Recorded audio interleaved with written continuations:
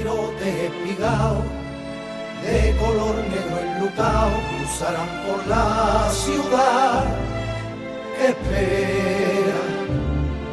Silencio, ya llega.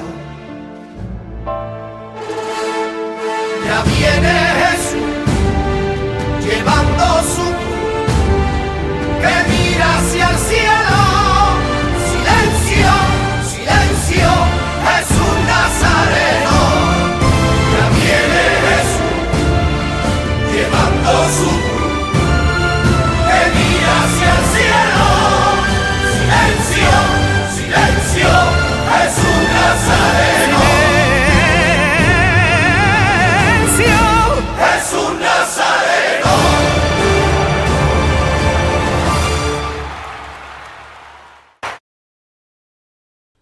Silencio.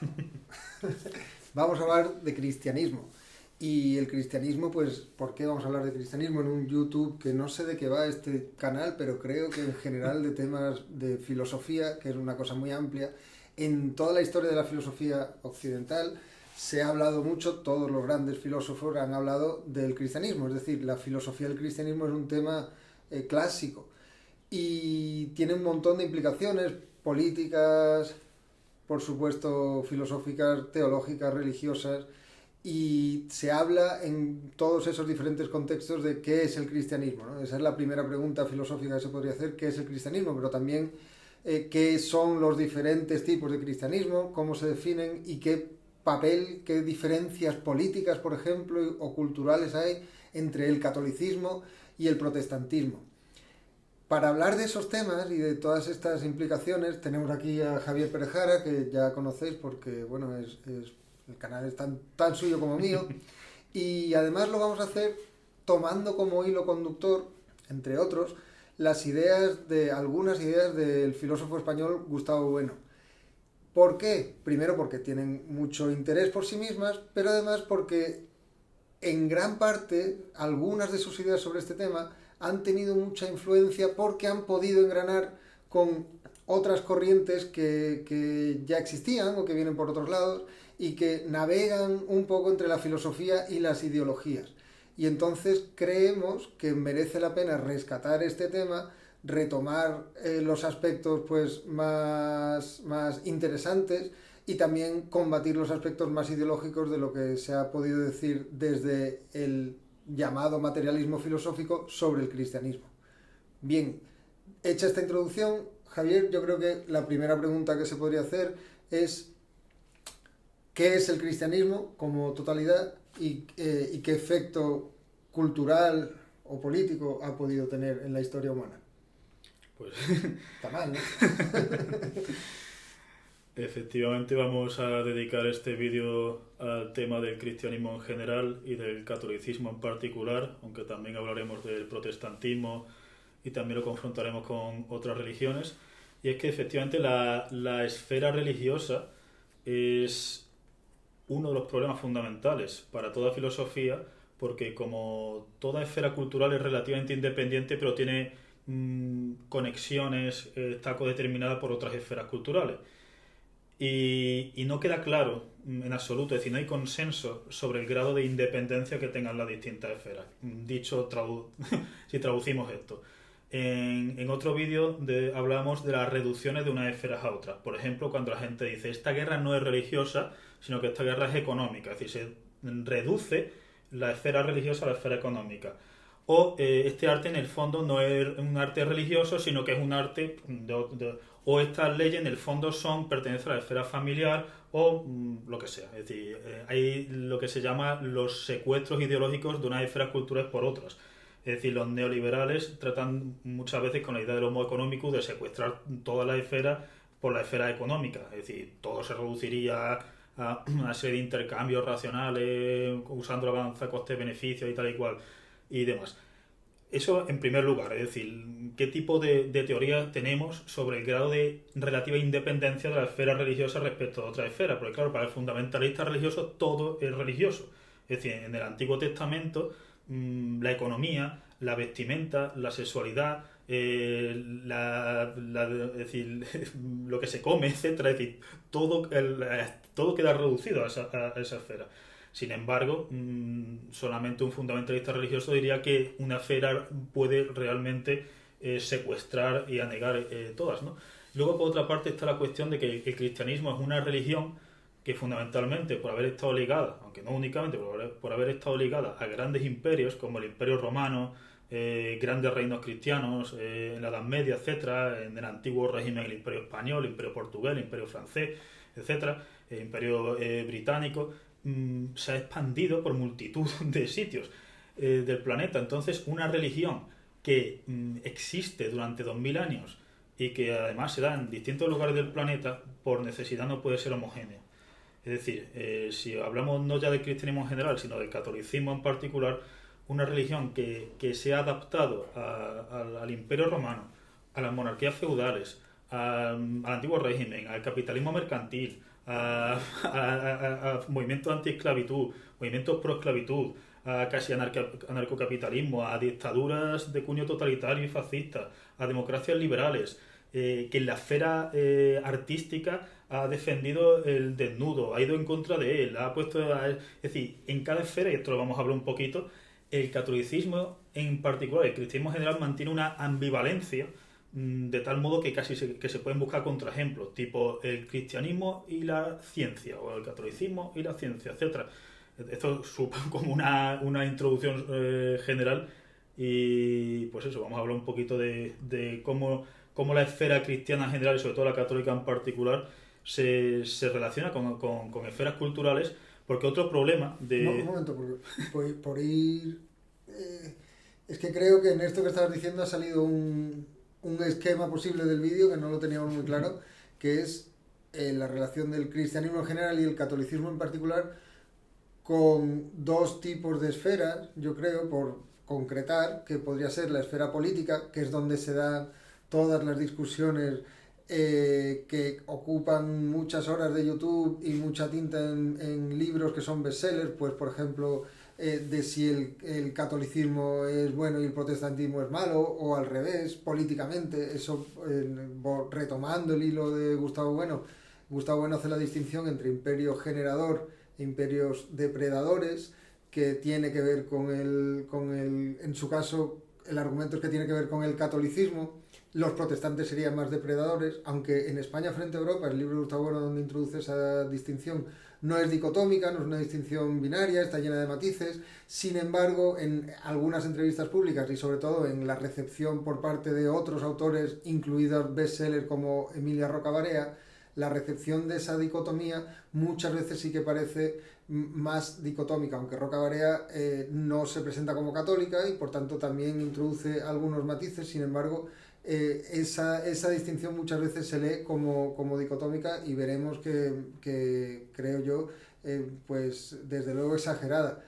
Eso es una de las cosas que podemos analizar. La otra cosa la has mencionado tú ahora mismo, la relación de las religiones, del cristianismo en general y el catolicismo más en particular, con la ciencia, que también esa dicotomía muchas veces, tanto por la parte protestante, se acusaba a los países católicos de ser antirracionales, anticientíficos, y algunos católicos han acusado o ateos católicos, como es el caso de Gustavo Bueno, en una especie de juego del y tú más, ¿no? Pues han acusado al protestantismo de ser la verdadera semilla de la irracionalidad, tanto que, por ejemplo, Santiago Armesilla hace poco publicó un vídeo con muchos decenas de miles de visitas que repetía esta idea, que no es suya, que esta vez repetida muchas veces, que hay una especie de línea histórica que va de Lutero a Hitler, pasando por supuesto por Nietzsche, Schopenhauer, Heidegger. Es una idea que no está solo vamos, que hay historiadores de la filosofía que entienden así a Nietzsche y a Heidegger, ¿no?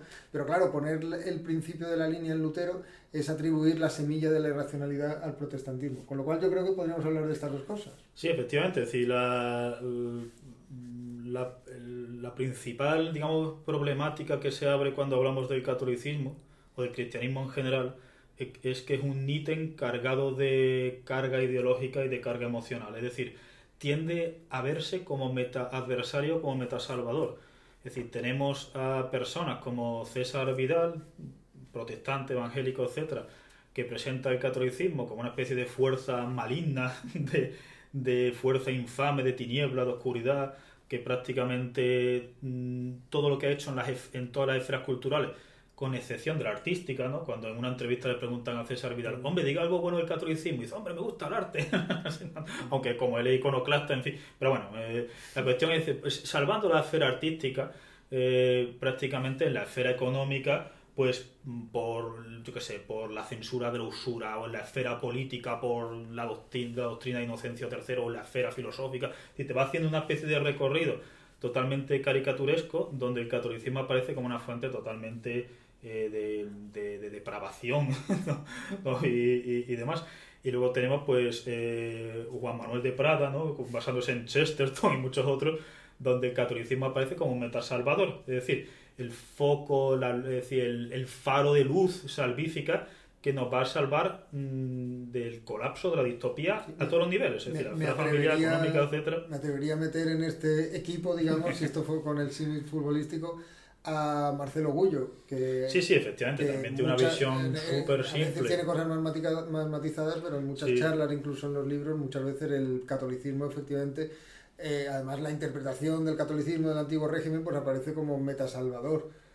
Es que, es decir, esas historias son emocionalmente atractivas y cognitivamente también son atractivas. Es decir, los seres humanos tenemos una tendencia a la sobresimplificación, a la caricaturización de la realidad, al tribalismo, etcétera. Es decir, que nos cuenten una historia donde claramente se ve lo que es malo, profano, impuro, etcétera, perfectamente diferenciado de lo que es sagrado, puro, bueno y demás, quiénes son los salvadores, quiénes son los agentes del caos, etcétera.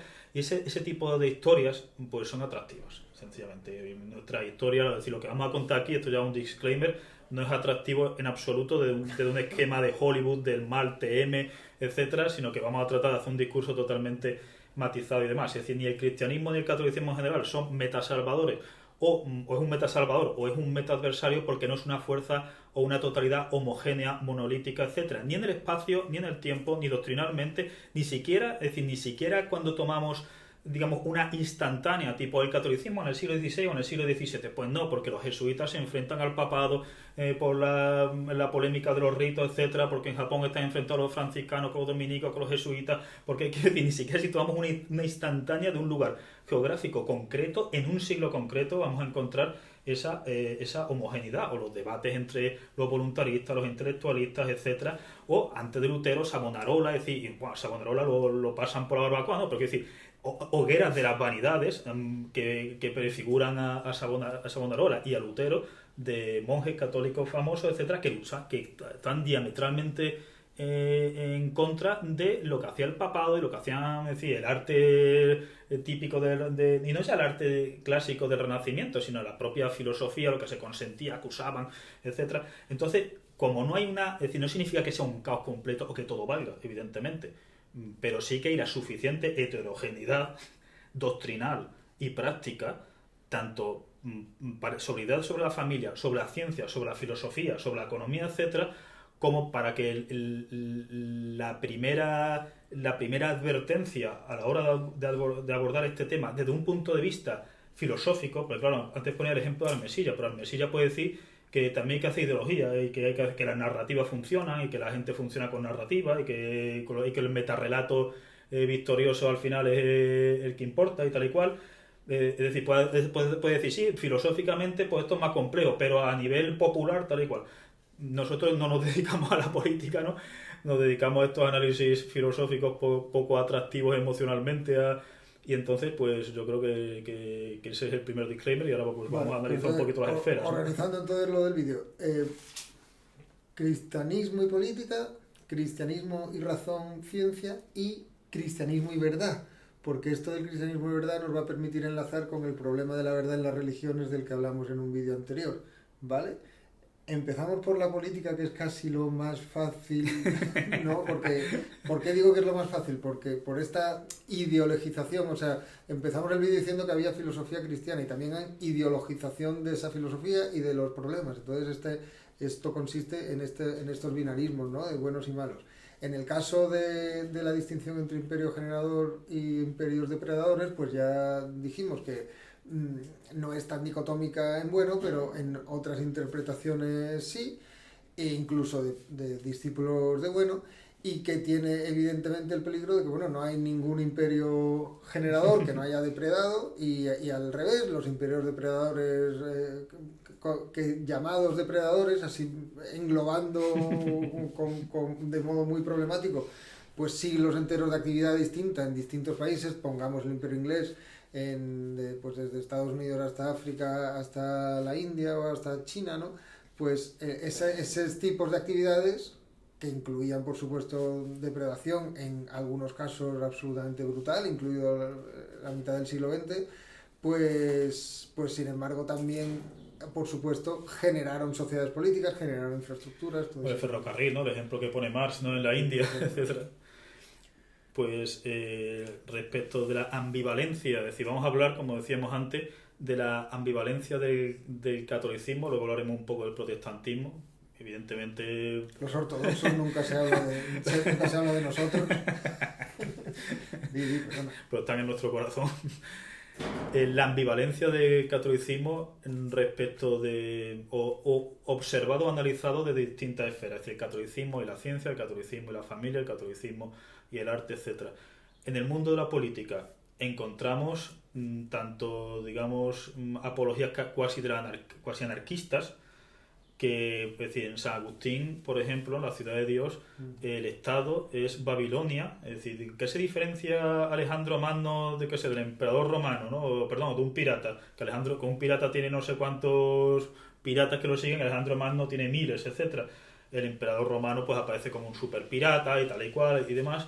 Pero luego, por otra parte, San Agustín habla de una doctrina donde el Estado aparece como una especie de mal menor, pero un Estado teocrático, y además un Estado donde empiezan ya apologías de las persecuciones a los paganos y luego a las herejías cristianas y demás. Es decir, la doctrina de Inocencio III, es decir, de la Iglesia, el sumo pontífice está por encima de todo del resto de monarcas, la Iglesia como institución universal o internacional. Eso lo lleva Gustavo Bueno muy bien, es decir, que no hay una relación entre Iglesia y Estado, sino iglesias y estados, lo cual implica una dialéctica muy compleja, porque la Iglesia puede ser más amiga de estados que están enfrentados entre sí y demás. Es decir, por una parte, en la cuestión política, es muy compleja y tiende a parodiarse. Y tiende a parodiarse por una parte, digamos, por el lobby anticatólico, como decirlo así, ya sea de cuño evangélico o de cuño ateo radical o de cuño agnóstico radical o que sea, pues tiende a ver a la Iglesia como, de nuevo, como un metaadversario que a lo que has hecho políticamente es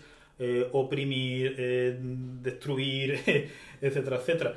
Por otra parte, es decir, el propio Gustavo Bueno, en La fe del ateo y en esa época, hay un momento donde dice que algo así como la Iglesia católica siempre ha sido un reducto de libertad frente a un Estado totalitario. Claro, esto es una frase, me acuerdo que hablamos con Bueno en su día, por muchos motivos. Se dice una frase que evidentemente fue muy bien acogida, ¿no? por gente como Otero Nova y por buena parte de... Porque además quedaba como encaja en el pack ideológico de los liberales, ¿no? El papá-estado es el mal, etcétera. Es decir, la libertad como idea fuerza, idea sublime, ¿no? Que paraliza la fuerza de las tinieblas representadas por la izquierda ATM. Es decir, eso engranaba muy bien con los debates ideológicos. ¿Qué pasaba? Que evidentemente, es decir, por una parte, Gustavo Bueno critica la idea de Estado totalitario. Los Estados totalitarios son contradictorios completamente, ya sea como finalidad o que se parta de ellos. Es decir, no puede haber ni un Estado, ni en principio, ni como finalidad, que sea omnisciente, que sea omnipotente. Es decir, la esfera política no puede aglutinar el resto de esferas, etcétera. Es decir, por eso Gustavo Bueno decía que el Estado totalitario es una pseudoidea. Por otra parte, hablaba de un montón de acepciones de la idea de libertad. Y claro, es decir, la Iglesia puede ser, en la época de determinadas persecuciones romanas, que además muchas veces, de nuevo, es decir, a veces las persecuciones se reducían a la ciudad de Roma, o se reducían a una parte del imperio y no a otra, o era muy fácil escaparse de ella, a veces eran más sangrientas. Es decir, depende del emperador y depende de la geografía. Es decir, que hay una especie de parodia, ¿no? de siglos hasta Constantino dando los leones a los cristianos, etcétera, y eso también es una especie de parodia, a la vez que se disfraza o que se ningunea las persecuciones que empiezan con Constantino, pero que se disparan sobre todo con Teodosio, es decir, la destrucción de templos, destrucción de estatuas paganas, quema de sacerdotes, quema de libros, y luego la propia prohibición bajo pena de muerte de las herejías cristianas. Es decir, una vez que ya se ha destruido el paganismo, es decir, la religión egipcia dura hasta el siglo VI. Sí, el propio Gustavo Bueno en otros lugares ha dicho que, primero, que la tolerancia no es una virtud, y segundo, que la tolerancia es un resultado histórico de la falta de fuerza de poder para obligar. Es decir, que cuando la Iglesia se convierte en un reducto de libertad es cuando va perdiendo, básicamente. Si tiene la sartén por el mango, pues evidentemente intenta imponer, como pasó a partir de Constantino, y ya con Teodosio mucho más. O las actas de tolerancia, es decir, ya después de la guerra contra protestantes, es decir, bueno, hemos llegado a una situación de equilibrio, Sí. o por ejemplo, por hablar de otra situación de ambivalencia. Es decir, hay padres de la Iglesia que son tremendamente fanáticos y que dicen que todo el mundo que no ha sido cristiano, y no es ya cristiano en general, sino que porque allí había un montón, como sabemos, había estaban los nestorianos, allí había un montón los gnósticos, los pelagianos, los arrianos, allí había un montón de historias, ¿no? Es decir, no había una especie de consenso hasta la época de Constantino, Teodosio, etcétera, donde se va implantando una especie de ortodoxia, ¿no? Pero la ambivalencia, para hablar de esta ambivalencia, hay padres de la Iglesia que son tremendamente fanáticos y que dicen que todo el mundo que no es cristiano de su rama va a ir al infierno eternamente, pero la doctrina de los logoi espermaticoi, es decir, de la doctrina de las semillas del verbo, que significa que Dios, el Espíritu Santo, se ha revelado también en otras religiones, y que Platón y Sócrates y Aristóteles en el fondo son cristianos, etcétera, y esto es una doctrina que van a rescatar los jesuitas cuando están en Asia, y van a decir la doctrina, no, es que hay semillas del verbo en el budismo, o en el Tao, o en el Shinto, lo que sea. O en los aztecas. Sí, exacto, con la Pachamama, etcétera. Esto es muchísimo más tarde, ¿no? Con la época de la teología de la revelación y demás. Pero incluso antes también, ¿no? ¿Verdad? Antes también. Que los dioses que iban encontrando en el Zócalo capitalino decían, bueno, pues ya en el siglo XVIII, decían, bueno, pero esto puede ser la Virgen María. Claro. Es un raro, ¿no? Después de filtro de Instagram. Es decir, efectivamente los jesuitas tienen una ambivalencia de una primera época, digamos, iconoclasta, etcétera, luego una situación de ambigüedad y demás. Entonces, lo que quiero decir, en la esfera política, en general, hay una ambivalencia entre el poder que la Iglesia otorga al Estado y el poder, además, que la Iglesia se otorga a sí misma. Es decir, ponía el ejemplo de Inocencio III como ejemplo orwelliano, a decirlo así, de la Iglesia diciendo, regulando las clases sociales, las vestimentas, la sexualidad, la alimentación, casi los viajes, etcétera, etcétera. Y sin embargo, hay otros momentos y otra doctrina mucho más abierta. Volviendo al caso de España, una cosa que se suele achacar, ¿no? Es que menos mal que España no se hizo protestante. ¿Por qué? Porque tenemos a Pérez Reverte, tenemos una serie de intelectuales públicos que nos dicen o nos presentan el protestantismo como una especie de metasalvador frente a la época de las tinieblas. Perdimos el tren del progreso y demás por no habernos sumado a la reforma y demás. Entonces, claro, aquí ya se presenta de nuevo un ejemplo de discusión binaria maniquea, donde cada uno tiene que irse a una especie de extremo y elegir su meta salvador o su meta adversario. Villacañas en este caso pondría al catolicismo como el momento, el pecado original, como diría Pérez Hernández en su momento. En Villacañas el pecado original es la reforma, la contrarreforma, y los países reformistas, pues... Sí. Es decir, que entonces ya te tratan de decir, oye, ¿por qué España a principios del siglo XX tiene esas tasas de analfabetismo? ¿Por qué tan baja infraestructura? ¿Por qué económicamente ha caído? ¿Por qué su imperio es tan débil? ¿Por qué en ciencia ha caído? ¿Por qué la filosofía solamente Y por otra parte tenemos a los chestertonianos, ¿no? Menos mal que seguimos católicos, pero el problema es las influencias protestantes. Es decir, la Iglesia Católica es el bien, es la luz, etcétera, pero cuando tenemos que reconocer que hay corrupción, que hay males por influencias externas, porque la Iglesia se ha hecho progre, porque la Iglesia... A partir del Concilio Vaticano II ha habido una protestantización, y entonces ese sería el origen de la caída. Sí, y ante la crítica a la teología liberal, a la teología... Sí, que esto lleva al menos desde el siglo XIX, pero en realidad... mucho antes. Pero volver a la esfera política española. La ambivalencia de la Iglesia Católica con la esfera política española es manifiesta si nos retrotraemos a la Edad Media, donde, es decir, en los reinos cristianos, donde hay momentos de cooperación y de ayuda y momentos de crispación y momentos de claro conflicto entre ciertos reinos cristianos, entre ciertos monarcas y el papado, y a veces con razón. En el antiguo régimen, ya con la unificación, es decir, con una unidad política, evidentemente que si las cortes tenían su grado de independencia, etcétera, pero con una unidad política impensable en la Edad Media, en la época de los reinos y demás, solamente tenemos que pensar en el saco de Roma, ¿no? de Carlos I, que es bastante fuerte, ¿no? Que van allí a las tropas a destruir Roma y dicen, perdón, lo siento, ¿no? El Papa... Ese es el origen de la leyenda negra, un origen católico de la leyenda negra. El Papa hace la carrera, ¿no? Al palacio de San Angelo a hacer los 100 metros lisos, ¿no? Como vienen las tropas y demás. Y efectivamente, dice, uno de los orígenes de la leyenda negra está en el Vaticano y la demonización de los Borgia, etcétera. Es decir, y encima en bulas papales que están pensando casi contra España, etcétera.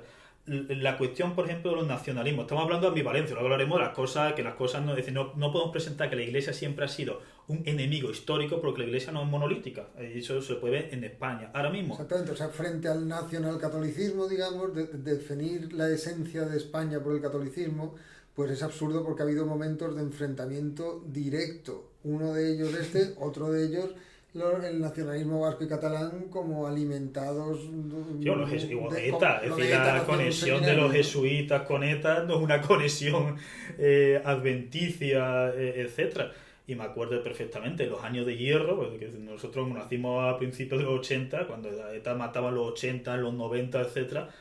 Me acuerdo decir discursitos del clero vasco que eran repugnantes, absolutamente repugnantes, lo cual es gracioso, por ejemplo, porque a Santiago Abascal de Vox conoce perfectamente ese lado oscuro de la Iglesia. Él se ha tenido que fumar eso, estuvo en una universidad jesuita que le ponían en la pizarra el punto de mira, etcétera. No sé hasta qué punto los jesuitas hacían mucho allí, o miraban para otro lado, hacían la vista gorda. Es decir, conoce perfectamente, es decir, la conexión de una parte de la Iglesia, no ya con el nacionalismo vasco, sino abiertamente, casi filoetarra o proetarra, en los años de hierro, que fueron bastante oscuros, y sin embargo en el discurso público aparece como si la izquierda TM es la principal enemiga, etcétera, como si no hubiese habido derecho secesionista, o como si la Iglesia Católica no hubiese cumplido un papel fundamental en el secesionismo. Con esto no queremos decir ahora que la Iglesia siempre sea enemiga de España, porque la Iglesia, como hemos dicho, y el catolicismo no es monolítico, es decir, y eso se ve claramente entre el clero de Madrid, el clero de catalán, el clero vasco, es decir, que el clero está enfrentado, el clero no hay una unidad,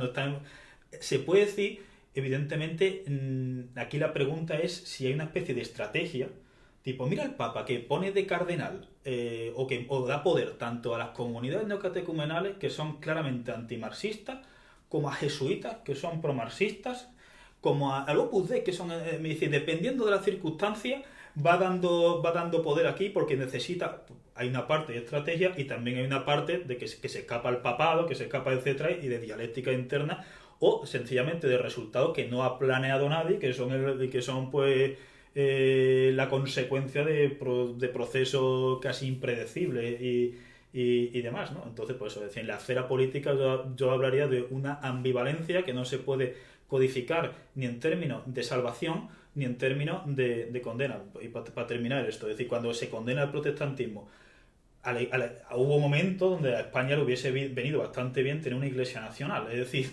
controlar lo que decía el clero y no tener un clero claramente enfrentado contra él. Es decir, Franco trata de decir, yo nombro a los obispos y tal y al final ya sabemos cómo la iglesia traicionó a Franco, etcétera, una parte significativa de la iglesia, porque la iglesia es bastante heterogénea y demás, pero quiero decir que incluso el franquismo, que se trató de usar a la iglesia, Mussolini también, es decir, rescata después de la guerra, es decir, de la Constitución de Italia con el papado en exilio y demás, Mussolini se lo trae y dice, voy a usar a la iglesia para esto, y también le sale rana, etc. Sí, es curioso porque lo de Inglaterra, ¿no?, que es lo que hizo una iglesia nacional, que a veces dicen, la crítica que se le hace desde España es o que es protestante, que no es que sea protestante, es catolicismo nacionalizado, o que es césaropapista, claro, porque pone al rey o a la reina como jefe de la iglesia. Sí, claro, pero eso políticamente hay ocasiones en las que tiene muchas ventajas, tiene también, por supuesto, sus peligros asociados, pero tiene ventajas políticas Es que sí, claro, exacto. Es decir, como cuando Gustavo Bueno,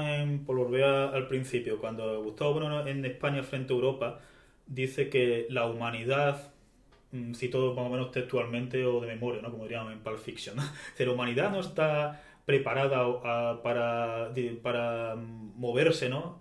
Bajo los auspicios de un racionalismo ateo. Por tanto, hay que evaluar el distinto grado de racionalidad de distintas religiones. Dice, esto volveremos a ver cuando hablaremos con el protestantismo. Dice, investigaciones históricas demuestran que hay una línea de Lutero a Auschwitz, al Holocausto, a Hitler, etcétera, y que el catolicismo se muestra como la religión más racional. Ahora bien, ¿qué podemos decir aquí? Que aquí hay una ambigüedad y una vaguedad muy grande, porque el término de racionalidad se dice en muchos sentidos que muchas veces son contradictorios entre sí.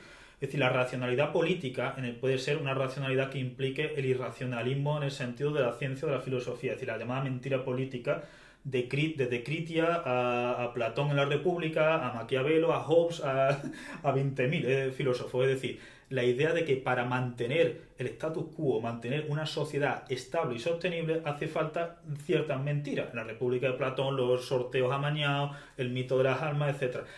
Está esa idea de racionalidad política, está la idea de racionalidad filosófica, de que el catolicismo es más verdadero, volveremos esto luego a la idea de religión, porque es pluralista por la Santísima Trinidad, porque reivindica el cuerpo por los dogmas de la Eucaristía, de la encarnación, de la resurrección de los cuerpos gloriosos, etcétera, porque facilita o incluso hace que eclosionen las ciencias en la modernidad y demás. Es decir, se maneja la idea de racionalidad en sentidos muy distintos, porque no lo mismo la racionalidad en un sentido funcionalista, que además el funcionalismo para una familia, es decir, esto lo decía Merton muy bien, ¿no? Es decir, o más beberante, es decir, la idea de que en cada esfera social o esfera cultural hay una especie de monoteísmo, de politeísmo de los valores, es decir, que los valores que dirigen la esfera familiar pueden entrar en contradicción con los valores de la esfera política o de la esfera económica o de la esfera, etcétera. Y entonces el racionalismo, la racionalidad,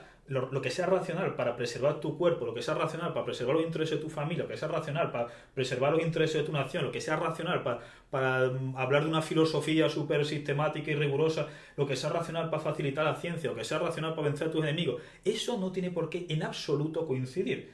Puede ser muchas veces lo contrario, es decir, lo racional aquí puede ser un desastroso en la otra esfera y viceversa. Entonces Gustavo Bueno ahí está usando, yo creo que de modo deliberado, un concepto de racionalidad tremendamente vago y tremendamente ambiguo, y que también ha sido acogido, de nuevo, no por motivos filosóficos, sino porque engrana con las luchas ideológicas y demás. Vale, en este caso concreto, puede ser que estés haciendo una referencia a un capítulo que publicó Gustavo Bueno llamado Dios salve a la razón, y que lo publicaba en un libro en el que aparecía otro capítulo de Ratzinger, el que era papa. Entonces, claro, el contexto evidentemente del libro y de ese capítulo en concreto era claramente ideologizante, en el sentido de decir pues que no Dios así, sino el Dios católico frente al Dios protestante y frente al Dios musulmán es el que había salvado la razón, posibilitado la ciencia moderna, y un montón de otras cosas, un reducto de libertad frente al Estado, todo eso. Claro, eso hay gente, porque Gustavo Bueno, esto es curioso, que luego los discípulos se olvidan, pero siempre decía, yo eso lo he dicho, pero con fecha, claro, con fecha y con contexto. Claro, es decir, enseñó ese texto, ¿te acuerdas? Meses antes de que se publicara, lo estuvimos hablando en tu casa, y decía, el texto claro, y dice, tiene que pasar a censura, pero está encriptado, decía, encriptado hay dinamita, un caballo de Troya, porque... Era ateo, claro. Es decir, una traducción del sintagma Dios salve la razón, pero traduciendo salvar y traduciendo la razón a coordenadas que claramente eran contradictorias con la ontoteología, con el espiritualismo, claro, y demás. Lo que pasa es que, claro, está dicho de un modo que pase, como él decía, el criterio de censura. Decía, de hecho, es muy fuerte. Claro, y entonces Gustavo Bueno, que durante muchos años pues se le identificaba con casi el Voltaire español, ¿no? Esta idea de que la Iglesia es el infame, hay que destrozar al infame, tal. Anticlerical, además de ateo, anticlerical. Bueno, pues este texto, ya de otra época mucho más tardía de su vida, se leyó como totalmente lo contrario, como él mismo decía, ateo católico, y claro, se llevó a exageraciones de este tipo que estamos comentando, porque primero la razón en mayúsculas pues no es nada, sino que hay que definirla y distinguir entre diferentes acepciones de la idea de razón, pero además eso, cuando ya hablamos de que el catolicismo se opone a las supersticiones, por ejemplo, pues aquí estamos ya introduciendo, o el catolicismo favorece la ciencia, estamos introduciendo otra idea de razón donde los problemas que se abren son muy distintos. Aquí claro, es decir, me acuerdo, perdona por la pequeña introducción, en Dios sabe la razón reconoce que el catolicismo tiene supersticiones, evidentemente. Lo que dice es pone orden en el caos. Es decir, da un canon de ortodoxia de supersticiones frente a, digamos, la hemorragia de supersticiones. Ahora bien, eso me acuerdo que lo hablábamos en persona, digo, esto también se puede predicar de cualquier religión extendida de una sociedad que sea estable, sobre todo una sociedad imperial, ya sea en la época de la religión del Júpiter capitolino, de la Trinidad capitolina, etcétera, en el Imperio Romano antes de la crisis del siglo III, sobre todo del siglo IV, etcétera, o en el Egipto faraónico, o con el budismo, con el taoísmo, con el shinto. Es decir, la idea de poner un canon, es decir, prácticamente todas... Sí, pero es un canon, en este caso, respaldado por la teología natural de Santo Tomás, pero el problema es ese. Y luego reivindicando la teología dogmática también. Exactamente, teología natural y teología revelada, dogmática, que él mismo decía que llevaba a Santo Tomás, por mucho que fuera un gran filósofo cuando hacía teología, pues lo llevaba al borde del delirio mitológico. Se pone a prueba, se dice en el mito de la cultura en otros sitios, dice las partes mitológicas de santos de la suma teológica y de otros lados, se pone a prueba el respeto que tenemos por figuras como Santo Tomás. Por supuesto, como San Agustín, a San Buenaventura casi no lo podía ver, pero hablando del Santo Tomás, y en la fe del ateo dice que el Dios de la teología dogmática se representa como una simple sucesión de mitos, pero luego es la teología dogmática la que salva la razón traducida a coordenadas materialistas en la fe del ateo. Y con esto no se quiere decir que Gustavo no se esté contradiciendo. Con fecha. Lo que se quiere decir que Gustavo aquí está analizando diversas dimensiones de un fenómeno que es multifactorial, que es multicausal, que es plural completamente, y en cada lado, es decir, en la fe del ateo, cuando dice que el Dios de la teología dogmática ni siquiera es, digamos, ese mosaico, esa pseudoidea o paraidea de atributos metafísicos contradictorios que es el Dios de la teología natural o preambular, cuando dice que ni siquiera es esto, es una simple sucesión de mitos, aquí la dimensión de su análisis es muy distinta a cuando está diciendo, pero es que esta sucesión de mitos, estos mitos tienen un funcionalismo y estos mitos hay que ver cómo se valora el cuerpo y la sociedad y la interacción individuo-grupo, etcétera, etcétera. Es decir, son visiones muy distintas. Entonces, claro, el problema es que Gustavo Bueno, dependiendo de dónde estuviese, pues reivindicaba más una cosa o reivindicaba más otra. El problema es que las lecturas posteriores pues, se fijan en el titular, ¿no? Y entonces toman eso. Estoy pensando en dos titulares ahora mismo. Uno, el Islam, que creo que también lo habla en el capítulo. El Islam es... O sea, el cristianismo es mucho... El catolicismo en concreto, pero el cristianismo en general es mucho más racional que el Islam porque desde el punto de vista de la filosofía materialista, porque reivindica el cuerpo, mientras que el Islam no. ¿Por qué no? Porque Averroes en algún lugar recuperó la teoría de Aristóteles del entendimiento agente. Y eso llevaría con Dios, con Alá, y eso llevaría a, por ejemplo, que los yihadistas islámicos tengan más propensión a la inmolación, es decir, a morir matando, al sacrificio del propio cuerpo, el desprecio del propio cuerpo. Eso es un titular que es totalmente falso, vamos, pero otro titular sería el de la ciencia, ¿no? El catolicismo no solo, claro, a la contra, no solo no estuvo en contra del avance de las ciencias, sino que las propició mucho más que el protestantismo. Así en general. Otro titular que hay gente que se lo cree y que es también históricamente absurdo. Si quieres, empezamos por el primero. O de Lutero a los nazis y tiro porque me toca, como el juego de la boca, ¿verdad? Totalmente. Tres cosas de las que hablar, y antes de pasar al tema, yo creo, nuclear del vídeo, que es el de la verdad. El cuerpo, el cristianismo y el cuerpo. El cristianismo y el cuerpo, de nuevo, el catolicismo, porque es decir, cristianismo que si los nestorianos, que es decir, vamos a centrarnos en el catolicismo, luego hablaremos un poco del protestantismo. La postura del catolicismo respecto del cuerpo humano es ambivalente, o es ambigua.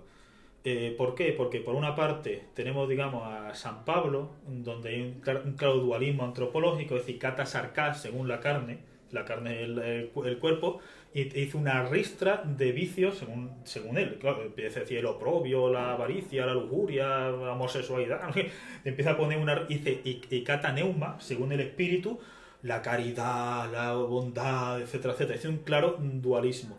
Luego, pues, es decir, esa dualidad que no se registra en el Antiguo Testamento, ni se registra en otras religiones, etcétera, llega a niveles esperpénticos con los santos del yermo, es decir, los anacoretas del desierto, que si San Simón Estilita, que si San Pajón, etcétera.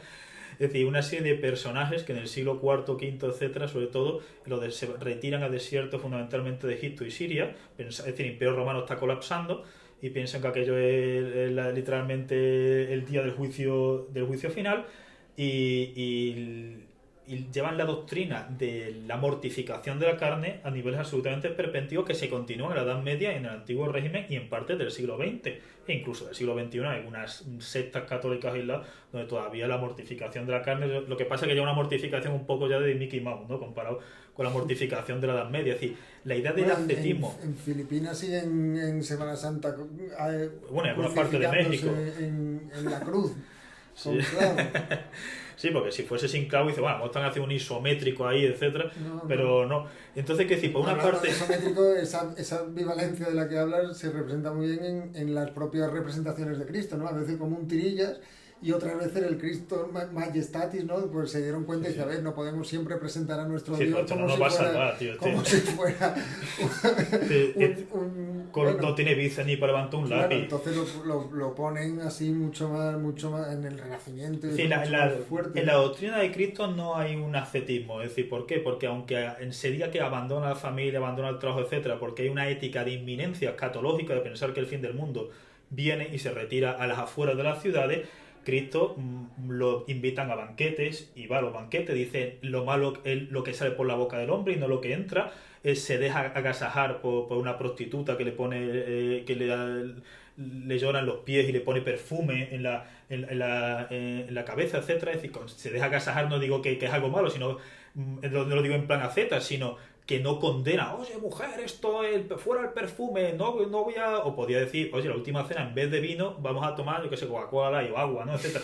Quiero decir que en la doctrina de Cristo no hay ese ascetismo tan radical como se va a encontrar ni siquiera en San Pablo, que San Pablo es un dualismo antropológico, pero San Pablo acaba diciendo, lo mejor es la virginidad, la castidad, pero más vale casarse que abrazarse. Es decir, presenta el matrimonio como un mal menor, pero porque no está pensando en la sostenibilidad de las sociedades, porque también San Pablo piensa que el fin del mundo es inminente. Es decir, es una idea que en los cristianos está, es decir, al menos en los 2 primeros siglos, pero yo diría que hasta el siglo IV, V, etcétera, la idea de que el fin del mundo va a venir dentro de 50 años, 60 años, no pasará una generación antes de que todas estas cosas pasen, etcétera.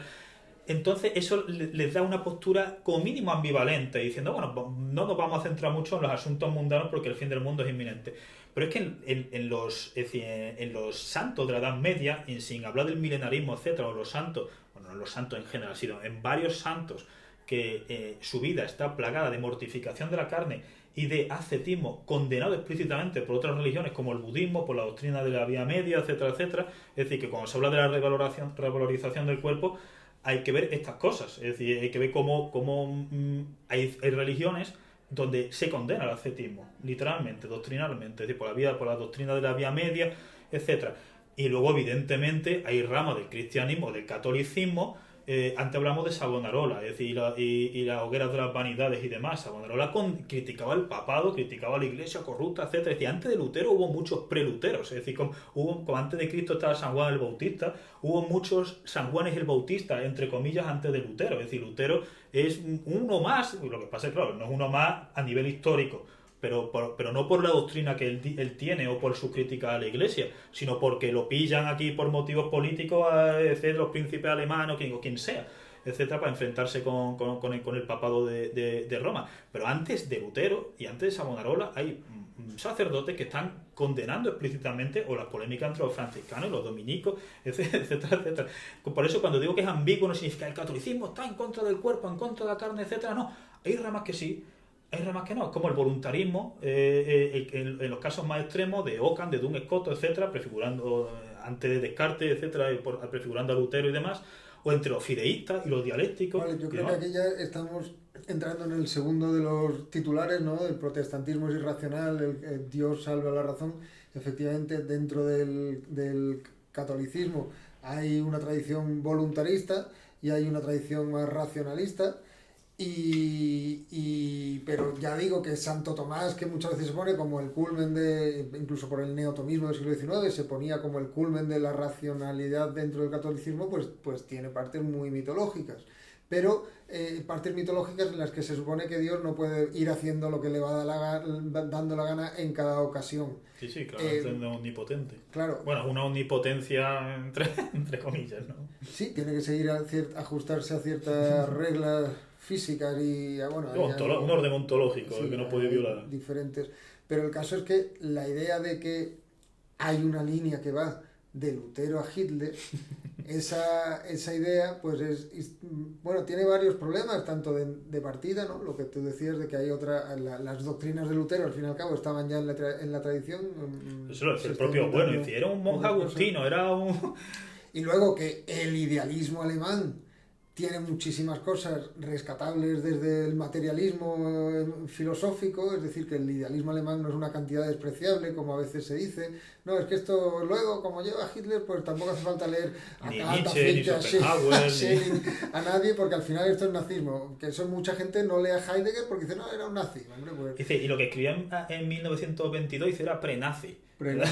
Total, que el idealismo alemán es un gigante en filosofía o varios gigantes que no se pueden despreciar ni mucho menos, pero es que además cuando ya llegamos al punto final, al punto de llegada, identificar a Hitler y al nazismo con el mal absoluto, pues se hace siempre a costa de minimizar lo que estaba pasando en otros contextos imperiales, en Inglaterra, sobre todo en Inglaterra con el monopolio colonial que tenían hasta la Segunda Guerra Mundial prácticamente. Bueno, solo decir, porque te dirán, bueno, es que los protestantes, es decir, Hitler es como, al margen de los millones de católicos que había en Alemania, etcétera, que apoyan a Hitler y demás, que aquí Gullo te dice, no, pero son católicos falsos, son católicos como de marca blanca o de hacendado, ¿no? Es decir, son católicos, pero en el fondo son protestantes, pues claro, es decir, para culpar, ¿no? Es decir, hay que culpar a toda la sociedad alemana del holocausto y así... Sí, eso, que Hitler nació en una familia católica, ¿no? Sí, bueno, no solo eso, sino que hay millones de gente que lo vota. Cuando se habla de Lutero y de las sociedades políticas y de los nazis, efectivamente hay varias ramas y varios hilos que se abren. El primero, es totalmente ingenuo pensar que las ideas más irracionales de Lutero, que por otra parte, la mayor parte se encuentran en teólogos católicos, es decir, la enorme mayor parte de esas ideas, pensar que esas ideas tienen una especie de influencia causal totalmente desastrosa, irracionalista, subjetivista, como se suele decir, que desprecia al cuerpo tal y cual en las propias sociedades protestantes. Es decir, la idea de que los príncipes alemanes o de que la monarquía inglesa o de quien sea, es decir, la idea de que cogen, ya sea Lutero, ya sea Calvino, etc., que dice que se hacen protestantes. Y dice, hostia, tío, Lutero es que dice que la razón es una ramera del diablo. Joder, tío, pues entonces habrá que seguir eso de Lutero. Y no necesitamos economistas. No te escucho cara de cartucho porque la razón es una ramera del diablo. Es decir, una idea tan delirante de la idea, porque además es contradictoria muchas veces con ese reduccionismo un poco barato, ¿no? Que se hace, decir, las ideologías son epifenómenos de la estructura social, de los modos de producción económica, etcétera. Es decir, no, cuando se niega a veces la relativa independencia de la cultura, que es algo que hacemos mucho hincapié en este canal, y luego por otra parte se atribuye a ciertas ideas un poder causal no solo inimaginable, sino esperpéntico, ya sea en el caso del Islam, con el entendimiento agente y los suicidas, o en el caso de Lutero y los nazis. Es decir, ¿cómo se explica la cantidad de científicos en ámbitos protestantes, de tecnología, de desarrollos económicos, de arquitectura, de sistemas filosóficos, no ya del idealismo, sino antes y después y paralelamente al idealismo alemán, etcétera, etcétera? ¿Cómo se puede explicar eso? Pues se puede explicar con todo tipo de causas, es decir, con todo tipo de esquemas multicausales, exceptuando la idea de es que los gobernantes decían que vamos a tener que usar las ideas más irracionales de Lutero, Sí, etcétera, cuando- o la gente la había interiorizado. Cuando además en el llamado mundo protestante, que evidentemente es una categoría que solo tiene lugar desde fuera, es como Es el una cosa paganismo, ¿no? súper Pues heterogénea. ese mundo da la casualidad que incluye, que comprende en los siglos XVII, XVIII, XIX y también en el XX, pues a casi todos los avances importantes en ciencias modernas. Y una No heterogeneidad todas- bestial, no todas las baptistas, ciencias- anabaptistas, cuáqueros, es decir, No, eso por un lado, pero además es que entre ellos pues están desde Bacon a Boyle, a Newton, Newton por ejemplo, como es bien sabido, pues dedicaba más tiempo y más páginas a la teología que a Y a la la alquimia, que a la pues. y a la alquimia, que a la mecánica, pero ¿a teología qué teología? Pues teología antitrinitaria, es decir, Unitarista, como teología, Miguel de Cervera, sí, etcétera. sí, y era lo que le obsesionaba, y milenarista también, es decir, que estaba en continuo diálogo con la tradición y contra la tradición de la escolástica y todo eso, pero además a la vez y como parte de eso, porque la teoría de la gravedad seguramente incluye elementos de materia activa y tal, como parte de eso estaba haciendo también física y otros avances, y esa línea que se supone que nos lleva al holocausto pues tendría que incluir, pues yo qué sé, Helmholtz, es decir, es que todo el mundo, vamos, la física cuántica, es decir, que todos los grandes avances de la ciencia moderna, de la que el materialismo evidentemente filosófico se nutre, pues tendrían que encajar en esa línea, y como no encajan, pues es que esa línea es ficticia. Es decir, ahí la gente coge las frases de Gustavo Bueno Sí. más Más radicales, ¿no? tipo Más- intelectual público, en el peor sentido, el sentido más peyorativo del término intelectual público, tipo, cuando yo fui a Inglaterra me pareció una cosa de bárbaros, porque comían Sí, con sí, las sí. manos, etcétera. Entonces, es decir, una cosa que te puede encontrar que Royal- Gustavo en una como si- taberna, como si alguien como Newton, por ejemplo, saliera de la nada y no de la Royal Society, de las conexiones imperiales, pues eso, de lo que, pues si el mismo bueno, cuando dice, ¿por qué es el español una lengua de pensamiento? Bueno, porque tiene un imperio, que significa una burocracia, que significa, bueno, pues todo eso lo sí, tiene. lo que llama tiene- Weber, es decir, la todo eso lo tiene racionalización, Inglaterra la racionalización, la burocratización, Eso, el cálculo, etcétera, la esfera económica, los censos demográficos, etcétera, la biopolítica, en el sentido de Foucault, etcétera, y englobar eso bajo irracionalismo, subjetivismo, y luego por otra parte, hablando de los nazis, aquí tenemos que decir una cosa, es decir, cuando se habla de los rankings del mal, tenemos que tenemos que tener claro qué es lo que estamos hablando, es decir, ¿quién es más malo? ¿El que asesina más gente? ¿El motivo por el que lo asesina? ¿El que quería asesinarlo pero no lo asesina porque no puede? Porque ¿qué es lo que estamos comparando? Es decir, Pol Pot, dice, no, pero Pol Pot asesina en términos relativos más, pero en términos absolutos menos. Y Mao, por supuesto, asesina más, etcétera. Pero cuando se dice, bueno, vamos a ver, y Truman, cuando bombardea decenas de ciudades japonesas antes de la bomba atómica, con bombardeos incendiarios que asesinan a muchísima más gente que las bombas atómicas, es decir, cientos y cientos de miles de niños, mujeres, ancianos, etcétera, calcinados vivos, mientras va bombardeando también hospitales, vías de suministro, también eso lo hacen los aliados en Alemania. Lo que pasa es que como parece que todos los alemanes son malos, pues parece que se justifican, ¿no?, todas las atrocidades que los aliados, no solo los soviéticos, sino también los británicos, y luego los americanos, de violaciones masivas, de saqueo, en fin, de tortura. Bombardeo. Y, pero vamos, incluso después de la guerra, es decir, la guerra ya ha acabado y siguen torturando a alemanas, violando, etcétera, y no solo los soviéticos, sino también los americanos, etcétera. Pero parece, dice, no, es que la responsabilidad colectiva, ¿no?, que había, entonces parece que los nazis surgen como una especie de malos de TVO malo, es decir, como en Doom, los juegos de los años 90, donde se abre un portal dimensional y aparecen los nazis. Y dice, bueno, pero ¿cómo lo conectas al mundo? Y dice, hombre, lo conecta a través de Lutero. Y dice, vamos a ver, ¿qué es lo que estamos aquí comparando? Es decir, Churchill, es decir, hay alguien que diga que los crímenes de los nazis son astronómicamente o infinitamente más perversos, porque te dicen, no, es que no es cuestión de números. Cuando te dicen, hostia, mira, No, porque lo de Churchill que dice no lo dice por decir. Hay un libro de Mike Davis que se llama Victorian Holocaust. Que bueno, eso está, es decir, en el siglo XIX, eso lo que está mucho haciendo antes. es comparar la idea de holocausto, no secuestrarla por una idea muy anterior, no secuestrarla solo al nazismo, sino, oye, ¿qué estaba pasando en el siglo XIX En Bengala en el 43. Sí, en Bengala, pero eso ya siglo XX, en 1943, Churchill, hambruna brutal, millones de personas. Los campos de concentración son una cosa que inventaron, Y la se inventaron los franceses en deshumanización. Argelia, franceses por cierto católicos, pero no españoles, entonces no tan católicos, no lo sé. Namibia, o sea... Franchutes. Franchutes. Es decir, que no hay lo que tú dices, no hay un monopolio del mal.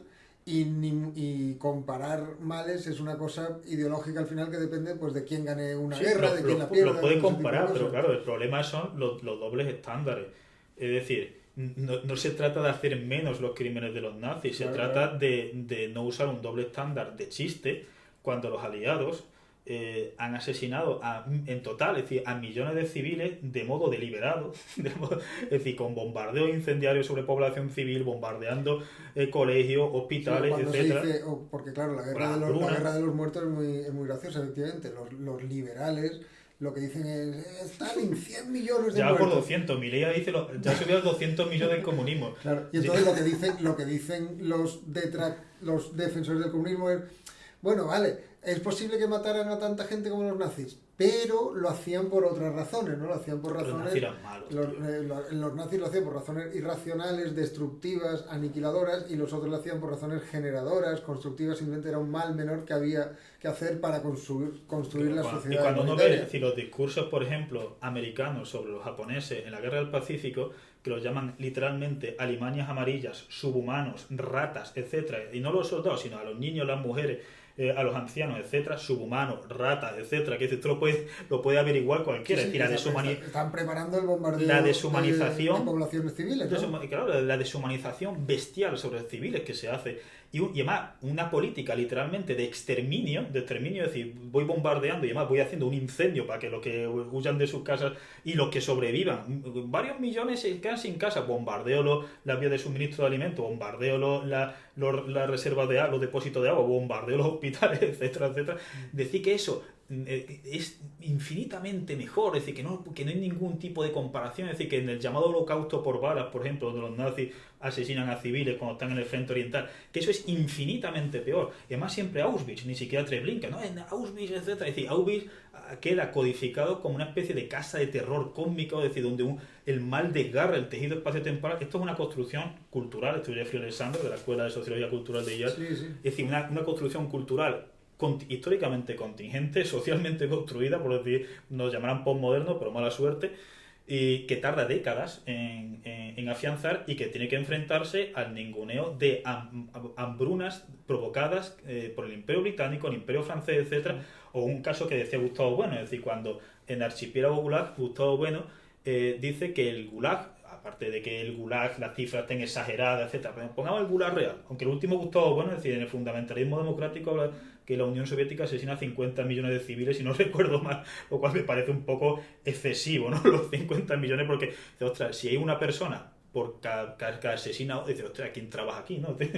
Voy al panadero, no lo han asesinado, no voy a coger un taxi, tío, lo han asesinado, ¿no? Pero al margen de la exageración de los crímenes, pongamos el Gulag real, los millones de muertos que cayesen real. Gustavo Bueno los compara con los 400 años de esclavitud. Y no solo de esclavitud del Imperio Británico, holandés, etcétera, sino en términos absolutos del Imperio Católico, español y del Imperio Portugués. Se calcula que en torno a un 10% de los esclavos morían simplemente en la trata, en el transporte hacia América y demás. Y luego muchos morían, evidentemente, como un esclavo era caro, es decir, era como comprarte un coche, etcétera, pues también tenían cierto cuidado, más que nada por la racionalidad económica. Pero, ¿qué decir? Cuando había muchos y demás, dice, bueno, antes de que los comprasen muchas veces, es decir, estaban en condiciones absolutamente infrahumanas y luego pues había gente que los trataba literalmente como escoria. La cuestión es que Gustavo Bueno dice, ¿por qué el archipiélago, por qué el sistema de gulags, que ya lo diseña Lenin, etc., ¿por qué el sistema de gulags va a ser peor que 400 años de esclavitud? ¿Por qué no lo compara con los nazis? Es decir, ¿por qué 400 años? ¿Por qué Treblinka? No Treblinka, no, Auschwitz, siempre ni el holocausto por bala en el frente oriental. ¿Por qué tiene Auschwitz que sea infinitamente peor que 400 años de esclavitud, que bombardeo sistemático de población civil en Alemania, en Corea es brutal, es decir, los bombardeos incendiarios sobre Seúl, etcétera, es que mueren literalmente varios millones de civiles en la guerra de Corea, que eso duran 3 años. o en la guerra del Vietnam, etcétera. Es decir, esto en fin, lo hemos hablado Sí, muchas pero es muy veces con interesante Russell. lo que dices de los traumas culturales, ¿no? Como la guerra de Corea, por ejemplo, pues no hay películas importa. sobre ella, de 1953 ocurrió, no hay películas, no hay, o sea, terminó, no hay películas, no hay huella, y sin embargo Vietnam, pues hemos mamado 1000 películas sobre ella, y lo mismo del Holocausto. ¿Cuántas películas hay sobre el Holocausto? ¿Cuántas hay, sin embargo, sobre la hambruna de Bengala en el 43? Y sobre los bombardeos civiles Sí, incendiarios, sí, etcétera. sí. Es decir, Sí.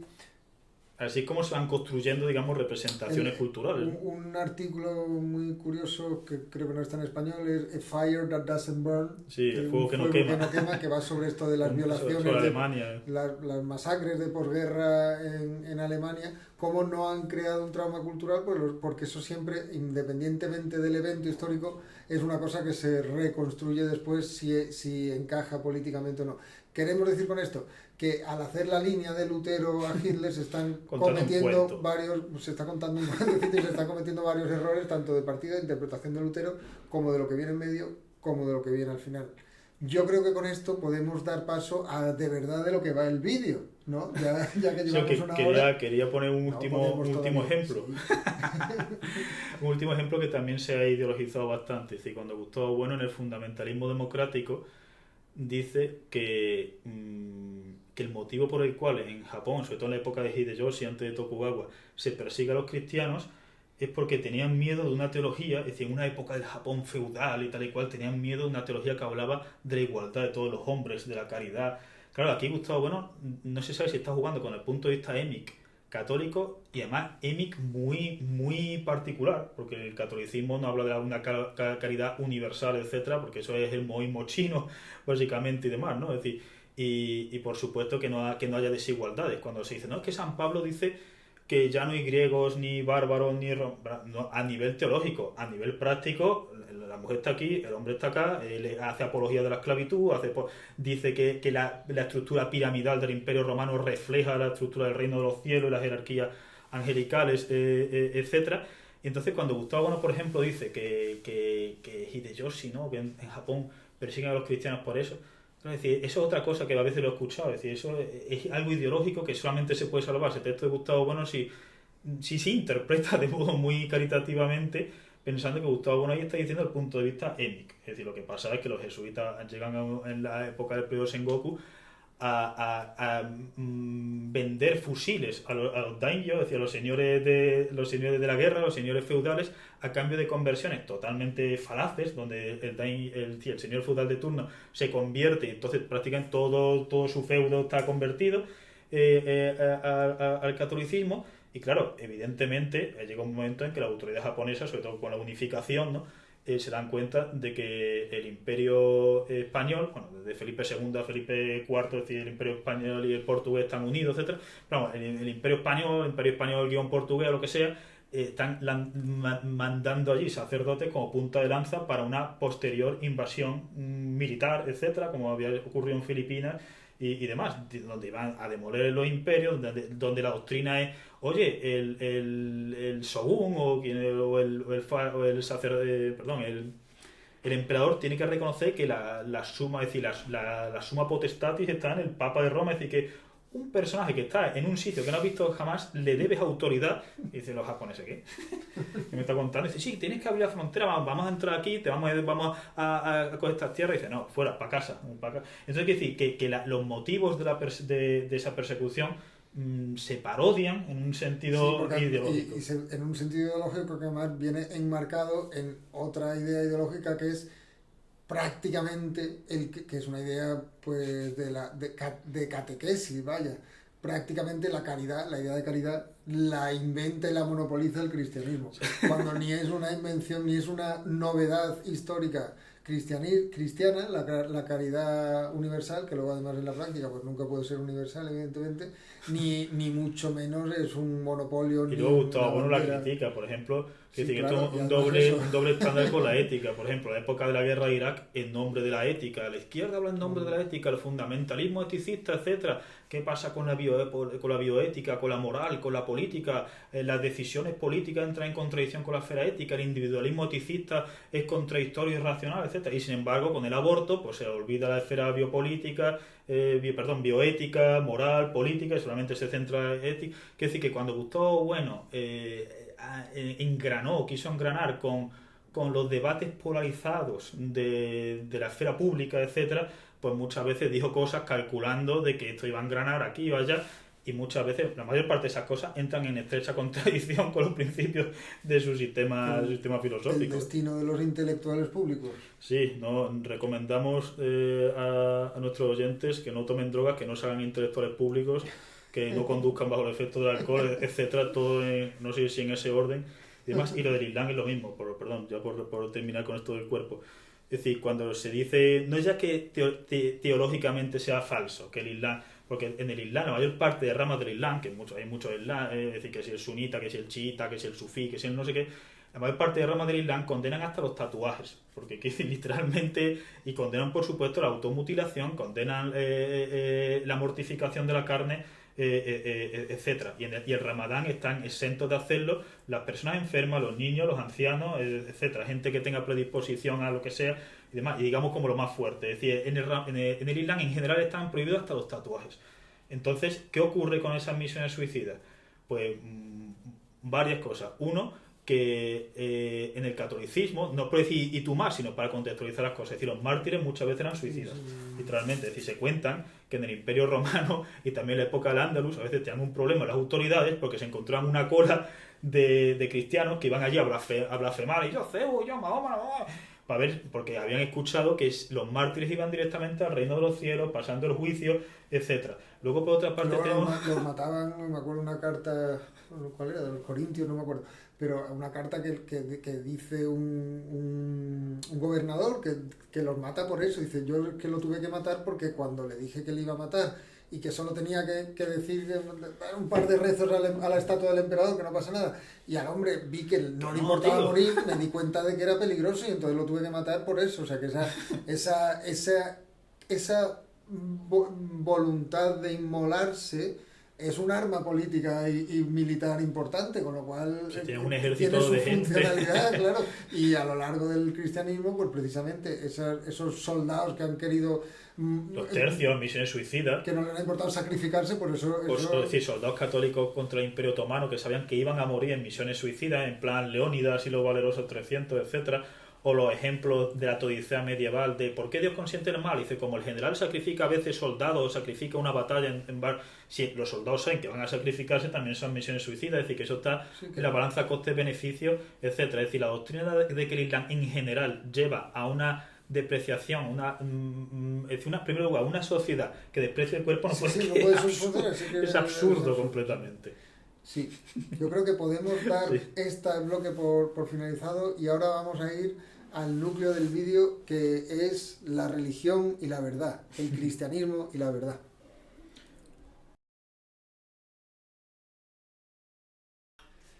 Como anunciaba, vamos ahora a lo que es de verdad el núcleo del vídeo, que es cristianismo y verdad. ¿Por qué es el núcleo del vídeo? A ver, porque cuando hablamos al principio del vídeo de que el cristianismo ha sido un tema filosófico, pues uno de los subtemas ineludibles ha sido el de, evidentemente, la verdad del cristianismo, que además, en nuestro caso, enlaza con el tema de nuestro último vídeo, que es la verdad en las religiones en general. ¿Qué pasa con la verdad del cristianismo? Pues la verdad del cristianismo puede entenderse como un caso especial de la verdad en las religiones monoteístas, que ahora hablaremos un poco sobre qué significa esto. Es decir, en la trayectoria histórica de las religiones, pues hay diferentes grados de verdad en diferentes sentidos de verdad y según a qué filósofo preguntes. Gustavo Bueno, al vídeo que le dedicamos sobre las religiones primarias, lo que recordábamos era que, según Gustavo Bueno, la religión primaria, es decir, la religión originaria en el Paleolítico, tendría una verdad referida a la religación de los hombres, de los seres humanos, con determinados tipos de animales cuyas virtualidades o propiedades numinosas serían objetivas. Según Gustavo Bueno, la religión primaria es verdadera en ese sentido. Nosotros esa idea la criticábamos, ahora recordar a Javier cómo la criticábamos en el vídeo anterior. Según Gustavo Bueno, las religiones secundarias son las que introducen el delirio mitológico, la analogía, la metáfora. Empiezan en el neolítico, con la caza, la extinción. Tras la domesticación, caza, extinción, domesticación de los animales, en el neolítico comienza esta fase secundaria de las religiones en las que sí entra de golpe la no verdad, ¿no? Y tanto que oculta, solo tiene de verdad lo que permanezca de las religiones primarias, es decir, los dioses zoomórficos en Egipto, todo eso, pues mantienen ese fulcro de verdad, esa realidad a la que toda creencia, por errónea que sea, tiene que referirse de algún modo. Y en esta trayectoria, de nuevo, por la fase terciaria, serían las religiones monoteístas, que según Gustavo Bueno, contienen una crítica al delirio mitológico de las religiones secundarias, porque los dioses monoteístas pues se limpian de todas esas adherencias mitológicas en favor de un dios en el límite filosófico como el de Aristóteles, el que al final pues no es ni siquiera personal, no se le puede rezar todo eso. Dios es el fin de la religión, es un sintagma que Gustavo Bueno ha hecho referencia muchas veces. Luego hablaremos un poquito de ese sintagma. Vale. Pues nada, en lo que consiste esta parte del vídeo es en recorrer críticamente esta trayectoria. Ya lo hemos hecho un poco para las religiones primarias, pero podemos recordar cómo, y queremos hacerlo para religiones secundarias y las llamadas por Gustavo Bueno terciarias. Antes de nada, haremos un vídeo más adelante sobre la cuestión de los sagrados, la ontología de los sagrados, etcétera, donde profundizaremos todavía más en este tipo de cuestiones en general, no ya en el cristianismo o en el catolicismo.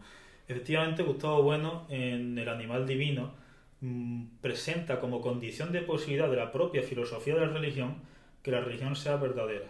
Es decir, verdadera reconoce años más tarde en un sentido negativo, porque claro, es decir, en El animal divino no se dice qué concepto de verdad se está usando. En la polémica con David Álvaro González, Gustavo Bueno reconoce que El animal divino usa un concepto fundamentalmente negativo, es decir, verdadero en el sentido de que la luminosidad, entendido como lo sagrado, no humano, pero personal o personiforme, numen, luminoso, en un modo de decir divino, sagrado, personal o personiforme, etc., que esa luminosidad de ciertos animales no es fantástica, no es imaginaria, mitopoética, que no es un delirio, es decir, que no se explica únicamente por la psicología, antropología cultural, lo que sea, etc.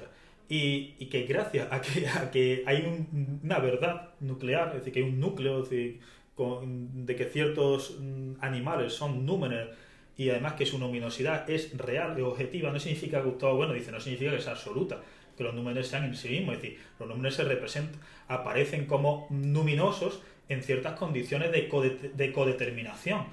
Es decir, si precisamente la domesticación, en la caza y demás, la luminosidad se va perdiendo.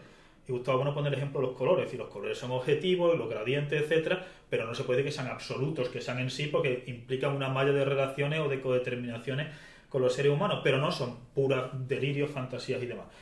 La cuestión que decíamos en el vídeo anterior es que no tenemos ningún motivo en absoluto para pensar que simplemente por el mero hecho de que no haya registros arqueológicos paleolíticos, con excepción de los teriántropos, David Álvaro González subrayó mucho esto en su tiempo, es decir, que son figuras medio zoomorfas, medio antropomorfas, etcétera, es decir, que tienen elementos, por decirlo en términos de Gustavo Bueno, circulares y angulares, y las Venus del Paleolítico, que yo sepa, Gustavo Bueno no les echa demasiado cuenta, ¿no? La cuestión es que se centra en las pinturas rupestres de animales que sí existen y son reales, etc. Ahora bien, la tesis de que las religiones llamadas del delirio, luego hablaremos un poquito de esto brevemente, que son las que Gustavo Bueno llama religiones secundarias, la religión de los dioses, dice, la religión de los panteones griegos, romanos, egipcios, sumerios, chinos, etc., aparecen fundamentalmente en el Neolítico, con la domesticación, con la caza, con la extinción de la gran parte de la megafauna del Pleistoceno, el del hielo, etcétera, con todas estas cosas.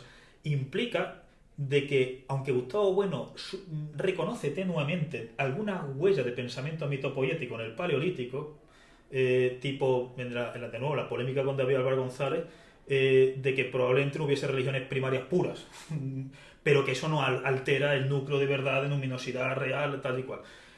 Nosotros aquí estamos yendo más allá de David Álvaro González, porque lo que estamos diciendo no es ya que se proyectasen a los númenes animales ciertas propiedades que no tienen, sino que no tenemos absolutamente ningún motivo para pensar que durante decenas de miles de años en el Paleolítico los mecanismos, en ausencia de ciencia y de filosofía, es decir, los mecanismos de pensamiento mitopoético, es decir, los mecanismos de antropomorfismo causal, que por ejemplo Gustavo Bueno explica muy bien en el ego trascendental, etcétera, es decir, los automatismos tipo ¿cuál es la causa de este arco? ¿Cuál es la causa, es decir, de no distinguir claramente cuáles son las morfologías artificiales de las morfologías naturales y aplicar esquemas de causalidad antropomórfica a procesos o entidades naturales, porque no se distingue bien, es decir, el hombre, es decir, en ausencia de pensamiento filosófico, es decir, Gustavo Bueno subraya siempre que gracias a la filosofía griega con el canon de la geometría introduce un canon de explicación impersonal, donde sí se pueden crear nuevos mitos, como él dice, sí, pero mitos ya impersonales, como el del atomismo, que si son granos de arena, es decir, hay un razonamiento analógico.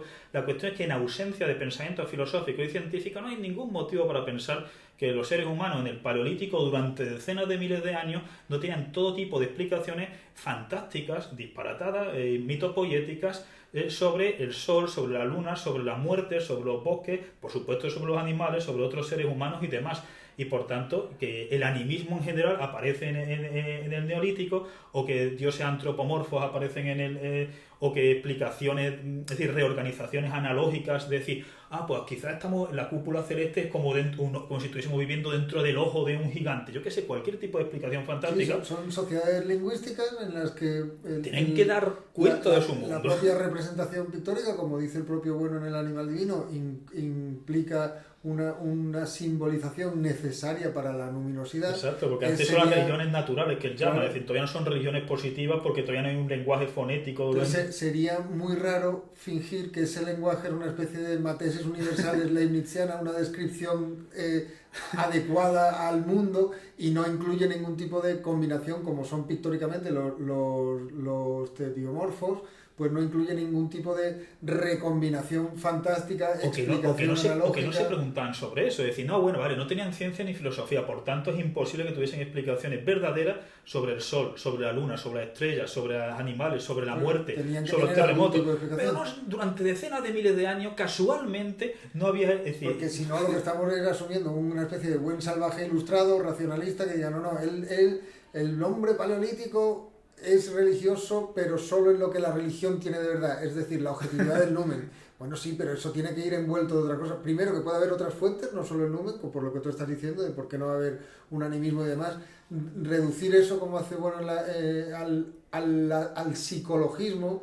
Primero, la psicología influye en la vida humana y en cómo organizamos nuestras categorías. Y segundo, que hay otras fuentes del mito. El propio Bueno, cuando habla de las religiones secundarias, habla de fuentes extrapsicológicas. Con lo cual, lingüísticas meramente, de un montón de posibilidades. Y además, ese tipo de mecanismos que se abrazan para explicar las religiones secundarias, de repente parecen anatemas en las religiones del Paleolítico. Y además, ni siquiera tiene por qué ser animismo. Es decir, puede ser postular entidades corpóreas, es decir, Gustavo Bueno, volviendo ahora al tema de la verdad, cuando habla de los dioses mitológicos, dice que son muchos de ellos que son dioses posibles y que su ateísmo es una cuestión empírica. Una cuestión empírica, es decir, porque basta ir al Olimpo y que ve que no existen, etcétera.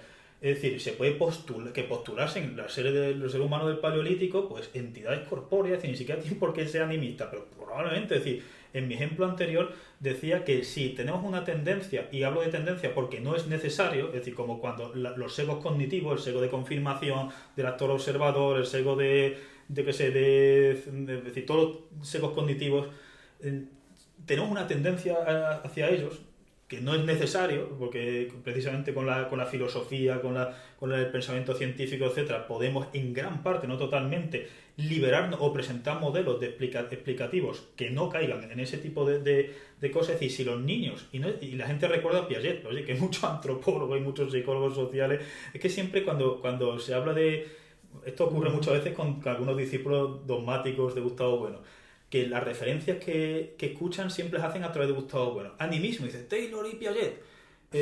Como si no hubiera llovido, ¿no? Epistemología, lo que decía Gustavo Bueno en los años 50, que estaba pensando en Piaget, etcétera, etcétera. Es decir, como si no hubiesen llovido, pero décadas y décadas y décadas y décadas de todo tipo de explicaciones sobre estas cuestiones.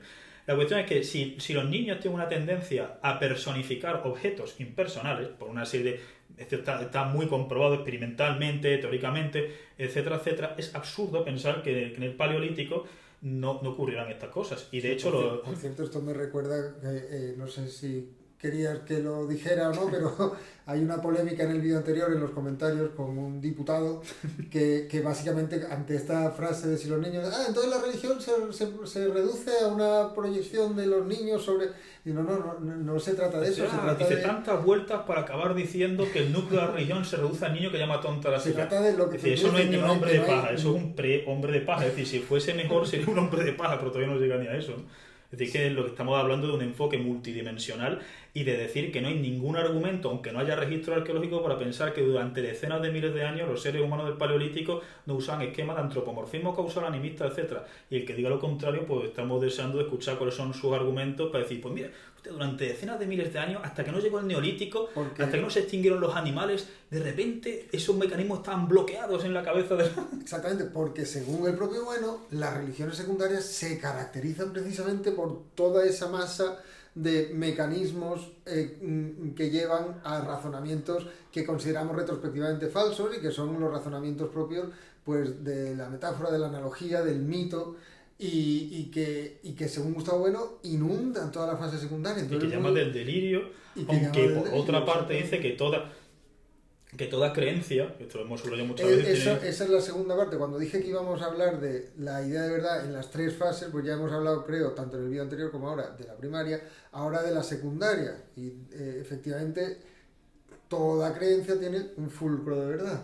Exacto, es decir, cuando Gustavo Bueno presenta la verdad de las religiones como condición de posibilidad de una filosofía materialista de la religión, hay que decir varias cosas. Uno es que el concepto de verdad que se está usando es tremendamente vago y ambiguo. ¿Por qué? Porque ese argumento ontológico que da, hablando de la luminosidad real, etcétera, en primer lugar deja fuera de lugar todo lo que decimos, es decir, la cantidad de explicaciones mitopoéticas que habría en el Paleolítico y que nos han dejado registro arqueológico, pero que no tenemos motivos para dudar que no existieron. En segundo lugar, deja fuera de lugar el problema de los sagrados objetivos, es decir, cuál es el criterio para determinar que algo es... Esto haremos un vídeo explícitamente. Sí, no nos metamos en eso ahora. Y en tercer lugar, el concepto de verdad que se está usando, es decir, años más tarde la polémica con Álvaro González dirá que hay una identidad sintética no cerrada entre el animal y sus características y la luminosidad. Claro, es decir, por volver al problema de religiones secundarias. La religión secundaria, es decir, por hipótesis, dice, aunque no hubiera animales, imaginemos un mundo absurdo donde solo hay seres humanos. Los seres humanos en primer lugar pueden inventarse animales. Es decir, aunque no hubiera, este es el típico experimento mental, esto es una situación imposible, etcétera, pero pongamos un mundo donde no solo hay seres humanos. Podrían inventarse el psiquismo de un animal y la morfología de un animal, pues con combinaciones de hombre deforme o con combinaciones de fenómenos naturales que parecen parte o reconfiguraciones, etcétera. Es decir, pues se inventan, digamos, un animal mitológico que no existe y también su psiquismo, etcétera. Pongamos esta situación total.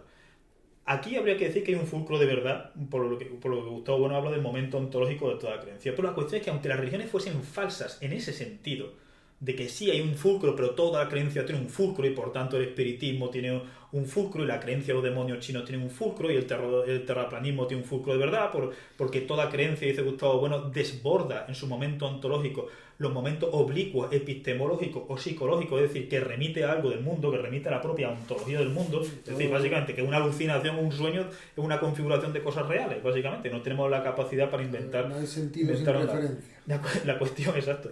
La cuestión es que, aunque eso fuese así, la filosofía de la religión sería necesaria, en primer lugar, por ese motivo ontológico. En segundo lugar, por la crítica a la interpretación espiritualista, ontoteológica y teológica de la historia de las religiones.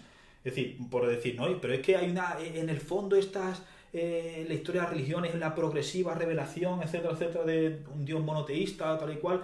Y en tercer lugar, porque la filosofía de la religión implica una serie de problemas ontológicos, gnoseológicos, epistemológicos, es decir, qué idea de individuo se está usando, de determinismo, de historia, cuál es la influencia o cuáles las relaciones entre la esfera religiosa y otro tipo de esferas, es decir, una serie de cuestiones totalmente ontológicas, y gnoseológicas, epistemológicas y antropológicas en el sentido filosófico, que desbordan el sentido de las ciencias, ¿no? Y luego ya por acabarlo de las religiones secundarias. Cuando Gustavo Bueno dice que el concepto de verdad que usa en religión es analógico y que el primer analogado es la religación real a ciertos animales cuya luminosidad objetiva, ya hemos dicho la problematicidad de esto, problematicidad no significa negación, etcétera, sino la problematicidad significa problematicidad para quien nos esté escuchando. El problema es que las religiones secundarias, Gustavo Bueno, cuando le interesa, digamos, exagerar su falsedad y decir que su fulcro de verdad, lo que tú decías, es decir, la configuración de es decir, todavía que todos los rastros de morfología zoomórficas que se encuentran en todas las religiones. Ya sea que si en la propia Biblia, esto me acuerdo que lo hablé con Gustavo Bueno en tiempos, es decir, que el becerro de oro no era ni Baal, ni el buey Api, etcétera, sino el becerro de oro representaba, según John Day, según muchos historiadores y filólogos expertos en estos temas, y no les digo como argumento de autoridad, sino porque sus argumentos son muy potentes, que el becerro de oro, el toro, representa al propio Yahvé, porque el dios El, Elion, El Shaddai, etcétera, que es el dios supremo semítico cananeo, se representa como un toro, y hay varias partes del Antiguo Testamento donde se identifica a Yahvé con un toro, etcétera. Es decir, desde ese toro hasta, bueno, el propio toro de Zeus, etcétera, con el mito de... Es decir, la cantidad de representaciones zoomorfas de las religiones serían el fulcro de verdad. Pero ahora bien, es decir, ¿qué concepto de verdad se está usando? Porque el propio Gustavo Bueno dice que en el ego trascendental, que acaba de un modo bastante enigmático, que acaba muy abrupto, es decir, un libro genial, buenísimo, pero que acaba abrupto, que tiene evidentemente sus limitaciones, sus partes más potentes, más partes menos potentes, como todo libro, y acaba de un modo muy abrupto. Sí, sin conclusiones, diciendo que la filosofía de Aristóteles no se puede considerar como una verdadera filosofía porque carece de un analogado de la idea de ego trascendental. Y sin embargo, en la Biblia, en el Antiguo Testamento, aparece la idea de ego trascendental en Yahvé, yo soy el que soy, yo haré lo que haré, el yo, etcétera, y en la idea de Jesucristo, yo soy el camino, la verdad, la vida, es una especie de yo que engloba a los demás. Entonces parecería que habría más verdad filosófica en un sentido analógico en la propia Biblia, en el cristianismo o incluso en el judaísmo. Gustavo Bueno reconoce muy parcialmente que sí, que si Marduk, que si es decir, que si Enlil, que si otros dioses, sí, pero fundamentalmente Yahvé, etcétera. A mi juicio son un prejuicio que no se sigue de la propia historia en serio de las religiones mesopotámicas, etcétera, etcétera, y cananeas. La cuestión es que Gustavo Bueno está ahí hablando de una idea de verdad, usted usa una idea de verdad distinta a la que en el artículo de los valores de los sagrados y otros textos. Eso no. No, pero lo que quiero decir que habla en ese artículo donde dice que la verdad de las religiones terciarias, también esto lo dicen del animal divino, es lo que tienen de crítica al delirio secundario. Pero bien, el delirio secundario tiene una verdad, como se dice muchas veces, analógica, metafórica, etcétera. Es decir, por ejemplo, cuando Platón habla de la prosopopeya de las leyes, ¿no? Sócrates dice, no huyo porque imaginemos, ¿no?, que huyo y se me presentan las leyes, y me dice, Sócrates, ¿a dónde vas? ¿No? Loco, etcétera. Esto es una prosopopeya, evidentemente, ¿no? Es decir, esto es una personificación, es decir, es una figura retórica de personificación de algo que no es algo personal, como son las leyes, etcétera. Pero es que esta tensión, y esto lo hemos hablado en otras ocasiones, esta tensión entre la personificación metafórica o la personificación literal y los puntos intermedios, esa tensión se da en muchas religiones llamadas secundarias, llamadas del delirio, etcétera, y sin embargo parece que Gustavo Bueno no quiere, excepto en la parte del cristianismo y del judaísmo. Aquí es donde viene, estamos bastante ordenados, ¿eh? Sí, no me estoy sorprendiendo. Sí, porque ahora venimos a la tercera parte de esa trayectoria, que son lo que Gustavo Bueno llama las religiones terciarias, la fase terciaria de las religiones, que normalmente conocemos como religiones monoteístas, y que desde esas mismas religiones monoteístas, es decir, desde el cristianismo, pero también desde el islam y tal, se ha hecho muchas veces ese argumento de los demás son bárbaros, los demás son supersticiosos. Es decir, que Gustavo Bueno reconoce una labor crítica de las religiones terciarias frente al delirio mitológico de las secundarias, porque el monoteísmo, pues como ya hemos dicho antes, se limpiaría de todo eso, o al menos tendría esa tendencia. Eso ya digo que en parte encaja con gran parte de la visión EMIC que tienen esas religiones sobre sí mismas, pero tiene algún otro problema. Un problema es esto de aquí, que sin lo cual no se entienden las religiones terciarias y que es claramente... ¿Tiene algún problema con la decoración de mi despacho? No, por favor. Pero claramente es una refluencia, viene de las religiones secundarias. Es decir, las religiones terciarias en lo que tienen de religión se basan, se nutren en no te pongas tristón. Bueno. Se nutren en los valores de lo sagrado y de lo santo y de los fetiches, pero también se nutren de esas religiones secundarias, de un montón de elementos que no depuran. Pero claro, bueno, se fija en las partes que él considera más depuradas, que se acercan más al ego trascendental, al fin y al cabo.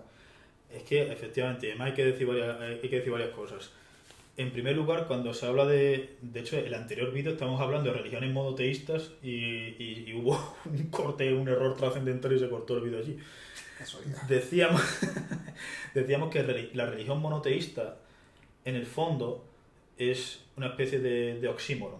Es decir, yo no conozco ninguna religión monoteísta. Es decir, lo que hay son religiones monoteístas verbales o nominales. Es decir, un monoteísmo verbal o nominal en el sentido de que hay varias entidades personiformes de carácter sobrenatural, entre comillas, porque aquí la distinción entre lo natural y lo sobrenatural, pusimos el ejemplo del Shinto, del budismo, del taoísmo, etcétera, que no es tan fácil en absoluto esa clasificación. Aquí está lo natural, aquí está lo sobrenatural, pero en fin, para que, aunque vayamos en plan borroso. Así que hay una serie de entidades sobrenaturales, personiformes, que están por encima de nosotros y que en gran parte controlan nuestro destino.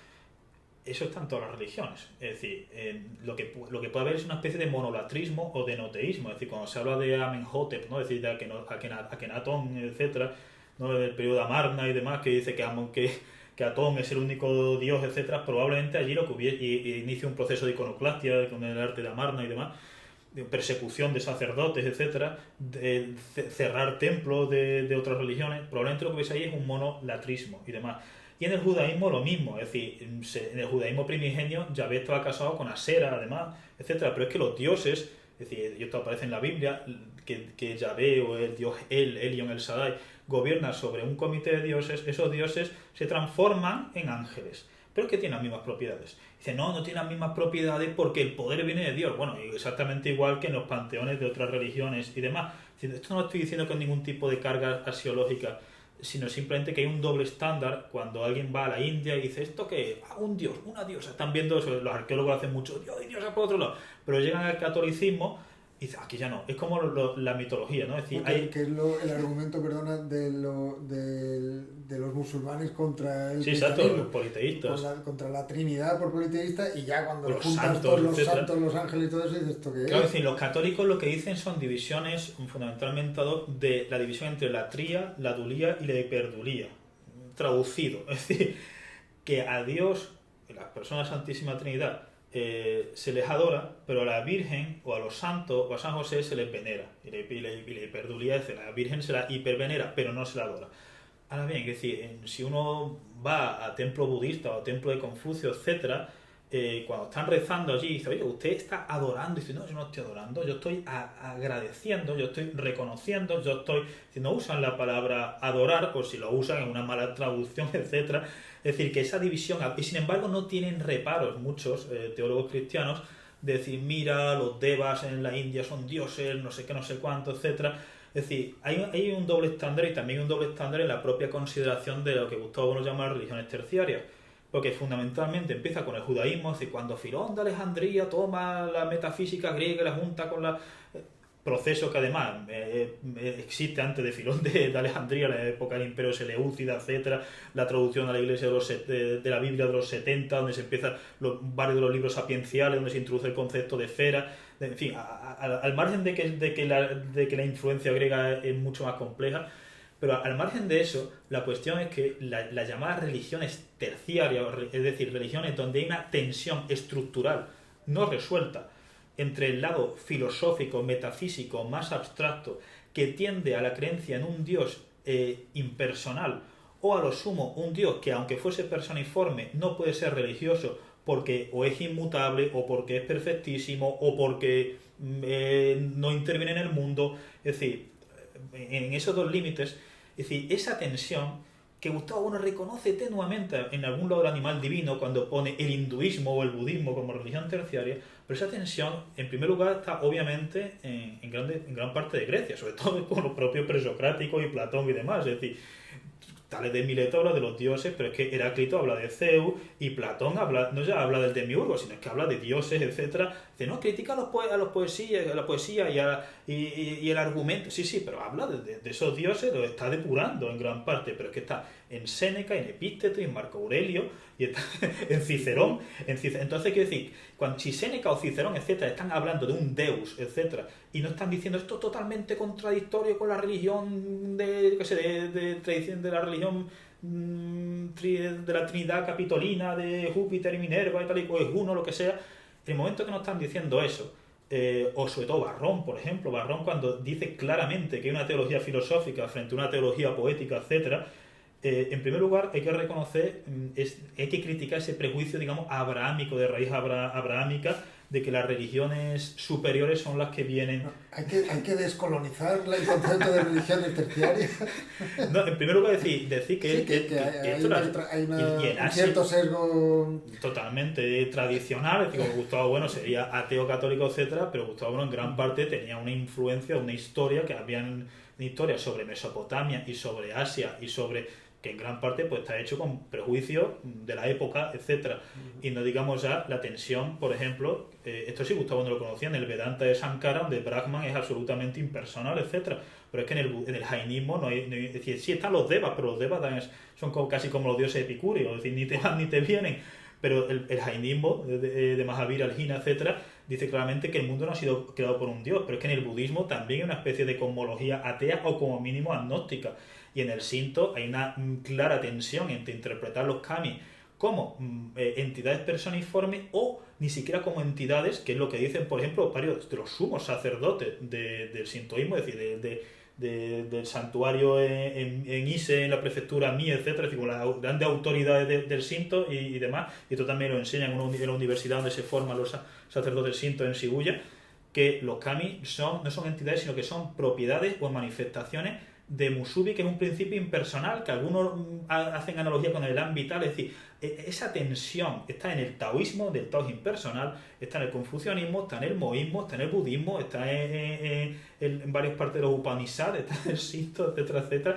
Y sin embargo, está la cantinera que las religiones terciarias son... Es decir, con esto no queremos, evidentemente, minusvalorar las religiones abrahámicas, etcétera, etcétera, sino decir que la situación es mucho más compleja y que el propio concepto de verdad, tal como Gustavo Bueno lo usa, es demasiado unidimensional, pensando en una religación de números que tienen que ser reales, etcétera, etcétera, porque la cuestión, y el propio Gustavo Bueno esto también lo reconocía, que el catolicismo, por ejemplo, por volver al tema originario, no es una doctrina, sino un conjunto de doctrinas a veces incompatibles entre sí, o como mínimo con un grado de autonomía bestial. Es decir, si alguien hace encuestas, Gustavo Bueno hacía referencia a eso, alguien hace encuestas, ¿usted cree en Dios? Sí. ¿Cree que Dios es Cristo? Dice, yo qué sé, el 60% dice que sí. ¿Y cree en el infierno? Al 30% dice que sí. ¿Y cree en el limbo? ¿Y cree en la comunión de los santos? Infalibilidad del Papa, y cree en las apariciones de la Virgen. Según qué Papa y según qué partido político. y cree en las posesiones demoníacas, y aquí empieza el 20% sí, el 60% no, el 80%... Claro, dice, oye, ¿qué está pasando? Es decir, se ve que esas doctrinas tienen un grado de independencia muy grande, que la Iglesia Católica, es decir, como un conjunto de leños que ha amarrado como buenamente podía, con todas las tensiones que hemos dicho entre los franciscanos y los dominicos, los jesuitas, entre los jesuitas y el papado, entre los voluntaristas y los intelectualistas, entre los que creen en la libertad y los que no, la polémica de Auxili, etcétera, entre los dialécticos y los fideístas, es decir, con todo ese tipo de tensiones, los más iconoclastas, la mortificación de la carne y los que revalorizan el cuerpo, con todas esas tensiones, la Iglesia ha tratado como buenamente podía de unir esos leños, y cuando la Iglesia va perdiendo poder parece que, digamos, esos leños se van desparramando en un río cultural y cada uno coge el leño que quiere. Entonces, ¿cuál es digamos, la moraleja? La conclusión, para los valientes que hayan llegado hasta aquí, el premio es que hay una moraleja. ¿Cuál es la moraleja? Esto es para los socios premium de tu canal. Y la moraleja es, por volver al final, es que ni el cristianismo en general ni el catolicismo en particular son todos monolíticos, que la esfera religiosa, cristiana y católica tiene unas influencias, una codeterminación con otro tipo de esfera y que muestra un gran grado de ambivalencia. Es decir, que a veces el catolicismo ha obstruido ciencia, es decir, momentos donde ha criticado la paleontología, la geología, la biología, eso es real, es decir, la neurología, la psiquiatría con las posesiones demoníacas, etc. Y momentos donde ha favorecido la ciencia, momentos neutrales, momentos ambiguos, etc. Con el arte tenemos obras maestras a todos los niveles, es decir, desde la pintura, a la música, a la arquitectura, etcétera, y tenemos también muchas iglesias absolutamente horrendas que se están haciendo en el siglo XXI y dirán, ¿son protestantes? No, pues será lo que sea, pero son iglesias católicas o incluso curas que hacen rap, que hacen de DJ, etcétera. Es decir, con la filosofía tenemos varios de los más grandes filósofos de la historia universal, y no solo Santo Tomás, etcétera, y también tenemos un conjunto de teólogos que son unos fanáticos, que son un poco cantamañanas, y muchas veces, por ejemplo, la polémica, yo invito a la gente que esté en el interés, ve la polémica que tienen los sacerdotes jesuitas con varios monjes budistas cuando están de rifirrafe al final del periodo Sengoku y demás. Y a mi juicio muchas veces los sacerdotes budistas están razonando mejor que los sacerdotes jesuitas. Y hay filosofía pura y dura. Y están hablando sobre el mal, sobre el infierno, sobre la libertad, sobre la predestinación, sobre problemas filosóficos completos. Es decir, hay una ambivalencia también. Ahora bien, con esto no significa que estemos diciendo esta relatividad, no, porque hay otras religiones... La moraleja es todo complejo, es muy difícil. No Se puede hacer ninguna afirmación general. Hay religiones que por los motivos que sean han tenido un lado filosófico menor, o han tenido, por los motivos que sean técnicos, históricos, etcétera, han tenido un eco menor en el arte o en la esfera científica, etcétera. No estamos diciendo en absoluto que hay un principio de simetría generalizado a todas las religiones. Es decir, el cristianismo y el catolicismo son las religiones más importantes de la historia universal. Eso es obvio y tiene un eco bestial en las distintas esferas culturales. Lo que decimos es que ni es monolítico en general, ni sus posturas doctrinales o sus propias prácticas, etcétera, han sido homogéneas ni para la familia, matrimonios pactados o matrimonios libres, demonización de la familia, revalorización de la familia, ni en la esfera política, es decir, casi anarquista, el Estado representa la jerarquía piramidal del Estado, representa el reino de los cielos. Es decir, que han sido pro-esclavistas, anti-esclavistas, anti-usura, pro-usura, pro-banquera, es decir, han sido pro-democracia, antidemocracia, etcétera. Otras religiones no han tenido esta dialéctica, no han tenido esta complejidad, muchas sí. Es decir, una religión, por ejemplo, por volver a Asia, como el budismo, que existe, que es anterior al cristianismo, es decir, se dice que Siddhartha Gautama, un príncipe nepalí del siglo VI a.C., en el momento que ha estado en China y en Corea, y en Birmania, y en Nepal, y en parte de la India, etcétera, en Japón, por supuesto, etcétera. Es decir, en Sri Lanka, que ha estado en tantos sitios durante 2500 años, y que por tanto se ha acoplado a monarquías feudales, a imperios, a tribus, a jefaturas, es decir, evidentemente tiene la suficiente plasticidad para... Esto lo discutíamos, ¿te acuerdas? Con un monje budista cuando estuvimos en Osaka, ¿te acuerdas? Que había sido un sacerdote católico y se había hecho monje budista, y tuvimos ahí un debate muy interesante. En verdad lo que le gustaba era el alcohol y las tías. Pero era monje budista. Dale al like si te ha gustado la moraleja. Lo que estamos es, no compren relatos maniqueos infantiles de cristianismo bueno, cristianismo malo, cristianismo verdadero, cristianismo superior, cristianismo... En algunos puntos sí, en otros puntos no. Hay que ir uno por uno, sencillamente. Hay que ir esfera por esfera, siglo por siglo, sitio por sitio, y ver una complejidad que no estamos diciendo que existen otras religiones, pero en otras no. Es decir, una complejidad que sitúa el cristianismo y el catolicismo en un punto, digamos, de privilegio histórico, por así decir, por el Imperio Romano, el Imperio Español, por el Imperio Portugués, por el Imperio Inglés, por el Imperio Holandés, etcétera. Es decir, por una serie de peculiaridades que no tienen otras religiones, es decir, que las tienen otras, no tienen la mayor parte de religiones, y que tienden a convertirse, pues a someterse a una lógica binaria. Es decir, básicamente es eso. Es decir, la verdad del catolicismo habría que ir uno por uno, con distintas tesis, y qué entendemos por verdad, si una verdad analógica, una verdad negativa, una verdad, etcétera, y ya está. Nada, ahí hay tarea. Muchísimas gracias y hasta la próxima.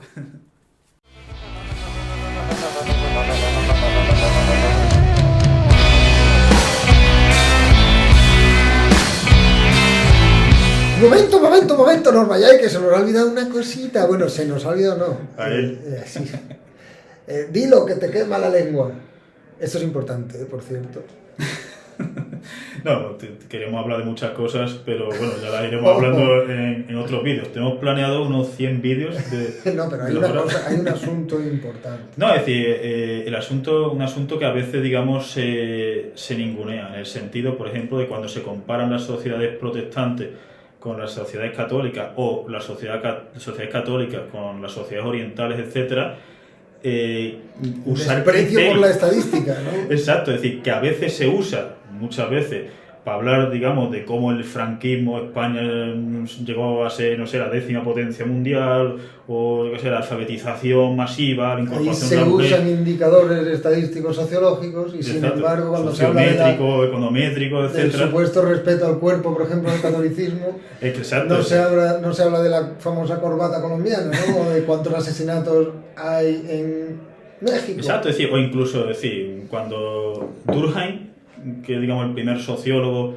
que trata el suicidio de un modo serio, en su tratado sobre el suicidio, defiende famosamente que en los países católicos hay menos suicidios de media que los suicidios que en los países protestantes, ¿no?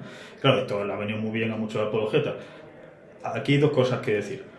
Uno, que aunque fuese verdad, habría otros muchos indicadores de homicidio, de atraco violento, de, yo qué sé, de drogadicción, de desestructuración familiar, de embarazo adolescente, de muertes por sobredosis, pero al margen de eso, es decir, ahí el propio Durkheim no se está dando cuenta de que los países católicos, por el tabú católico del suicidio, las estadísticas están falseadas y a día de hoy las estadísticas del suicidio en España están falseadas. Hay unos 4.000 suicidios oficiales, pero hay muchos más. Es decir, ¿por qué? Porque históricamente cuando alguien se suicidaba no se le podía enterrar, decía, está tan estigmatizado el suicida Sí, que aparece como accidentes, ¿no? que a la hora de levantar el Se cadáver cayó por la ventana. sí, se ha tomado el blister, ¿no? Es que me estaba atendiendo y se cayó. Estaba conduciendo, mira, se estaba conduciendo a 200 km por hora en dirección contraria, etcétera. Es decir, eso por una parte, es decir, que la tasa de suicidio de España no es real, y luego por otra parte que la tasa de suicidio en distintos países católicos es diversa. Pero luego, sobre todo, el respeto al cuerpo y demás, tenemos que ver que los países más peligrosos de la Tierra, con el índice de homicidio más alto, de atraco violento... Exceptuando El Salvador, hasta hace poco el más peligroso. Sí, evidentemente, en términos relativos, la mayor parte de esos países están en Hispanoamérica. Y que sí, la tasa, es cierto que la tasa de criminalidad de Estados Unidos es alta, La pero... estrategia de los apologetas de esta idea del catolicismo como imperio general y tal, es decir... Que por cierto es una idea que tiene muchas virtualidades y que es interesante. El problema consiste en su reificación, en su expansión y en su dogmatización, ¿no? Entonces, Politización, ¿no? Claro, en su ideologización, O exacto. twitterización. Sí. Consiste en decir, la defensa que tiene es decir, no, es que es culpa, Cuyo, por ejemplo, lo que dice, sí, todo eso es verdad, pero eso es culpa de los protestantes, Sí. que porque Estados Unidos lleva machacando a su patio trasero, bueno, sí será verdad, pero el caso es que un país... Sí, y las maras de Estados Unidos, no sé cuánto, es decir, eso es un esquema típico que explica Durkheim, Mary Douglas, por supuesto, la sociología cultural actual. Se coge una identidad colectiva, tu tribu, la tribu es buena, es pura, es santa, etc.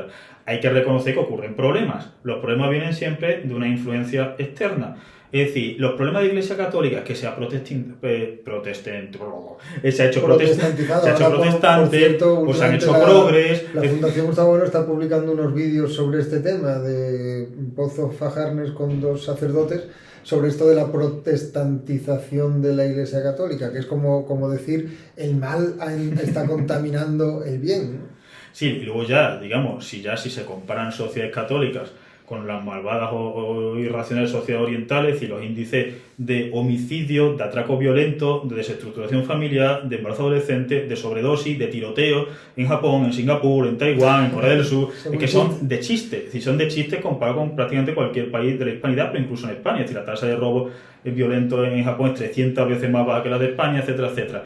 Entonces, ¿qué es lo que se quiere decir? Porque se supone... Fundamentalismo científico. Se supone que se está dando una visión filosófica, o sea, se vende que se está ofreciendo una visión filosófica pero luego, por eso, es gente que si se fuera a Japón, por ejemplo, se sorprendería, ¿no? De cómo funciona aquello, y en cambio el desprecio es como... Como te dirán, tienen otros problemas, ¿no? Sí, claro, tienen otros problemas. Es decir, tienen la población penal más baja de la Tierra entre los países industrializados, la tasa de homicidio más baja, es decir, tienen entre 0 y 4 tiroteos anuales, Estados Unidos tiene decenas de miles, España tiene entre 300 y 500, pero tienen otros problemas, sí, tienen otros problemas que también están en España.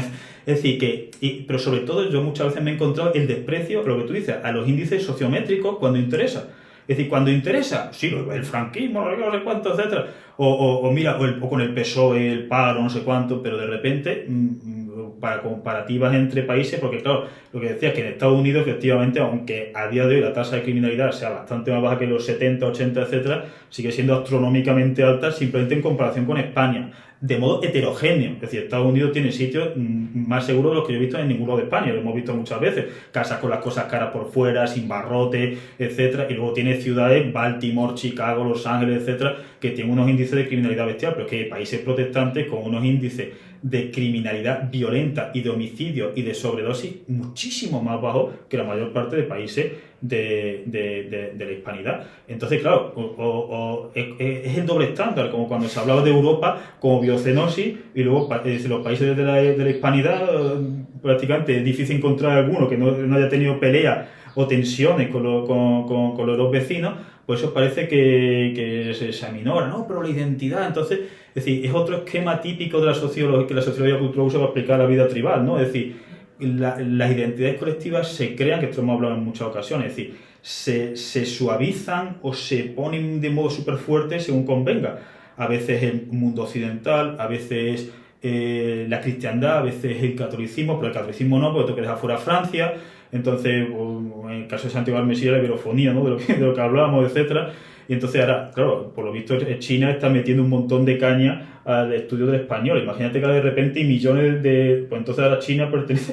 Es decir, y entonces China sí, pero Italia no, etcétera. Entonces, quiero decir, son cuestiones, de nuevo, que tienen un funcionalismo político, social, tuitero, enorme, y además que son emocionalmente, es decir, emocionalmente atractivas, seductoras, ¿no? Como diría Pablo Iglesias.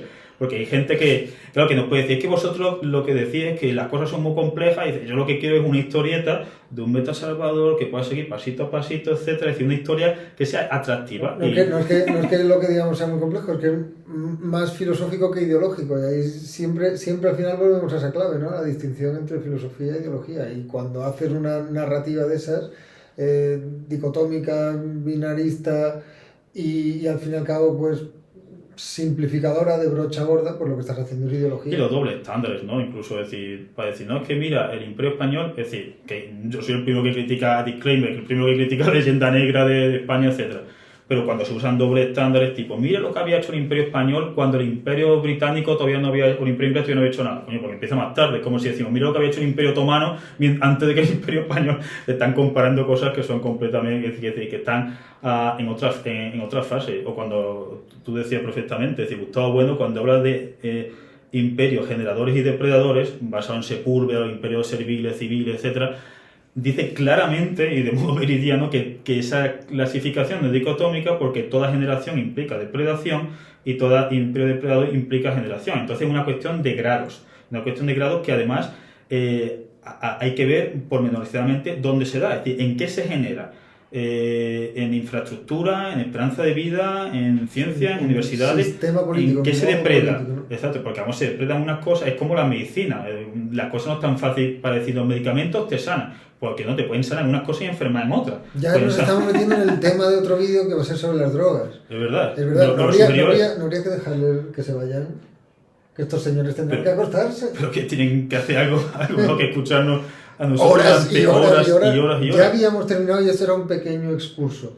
Así que vamos a despedirnos, ¿no? del público. Público, si sigues ahí. Hasta solamente la próxima, una pequeña cosita, y vamos a hablar ahora de Constantino y las persecuciones con Teodosio, ¿te parece? No, pero es otro tema. Hostia, ¿lo ves? ¿Lo recuerdo? La iconoclastia. Hostia, de los primeros cristianos. Sí, es que lo hemos dejado. De los emperadores cristianos. Qué tema. Ahí rompiendo con sus martillos las estatuas de los paganos, quemando a los sacerdotes. Eso sí que eran tiempos, buenos tío. tiempos del cristianismo. Haciendo ejercicio ahí. Y olvidándose de las alcantarillas. ¿Verdad? Y de los acueductos. El acueducto, que aquí un acueducto, tío. Hasta la próxima. Hasta luego.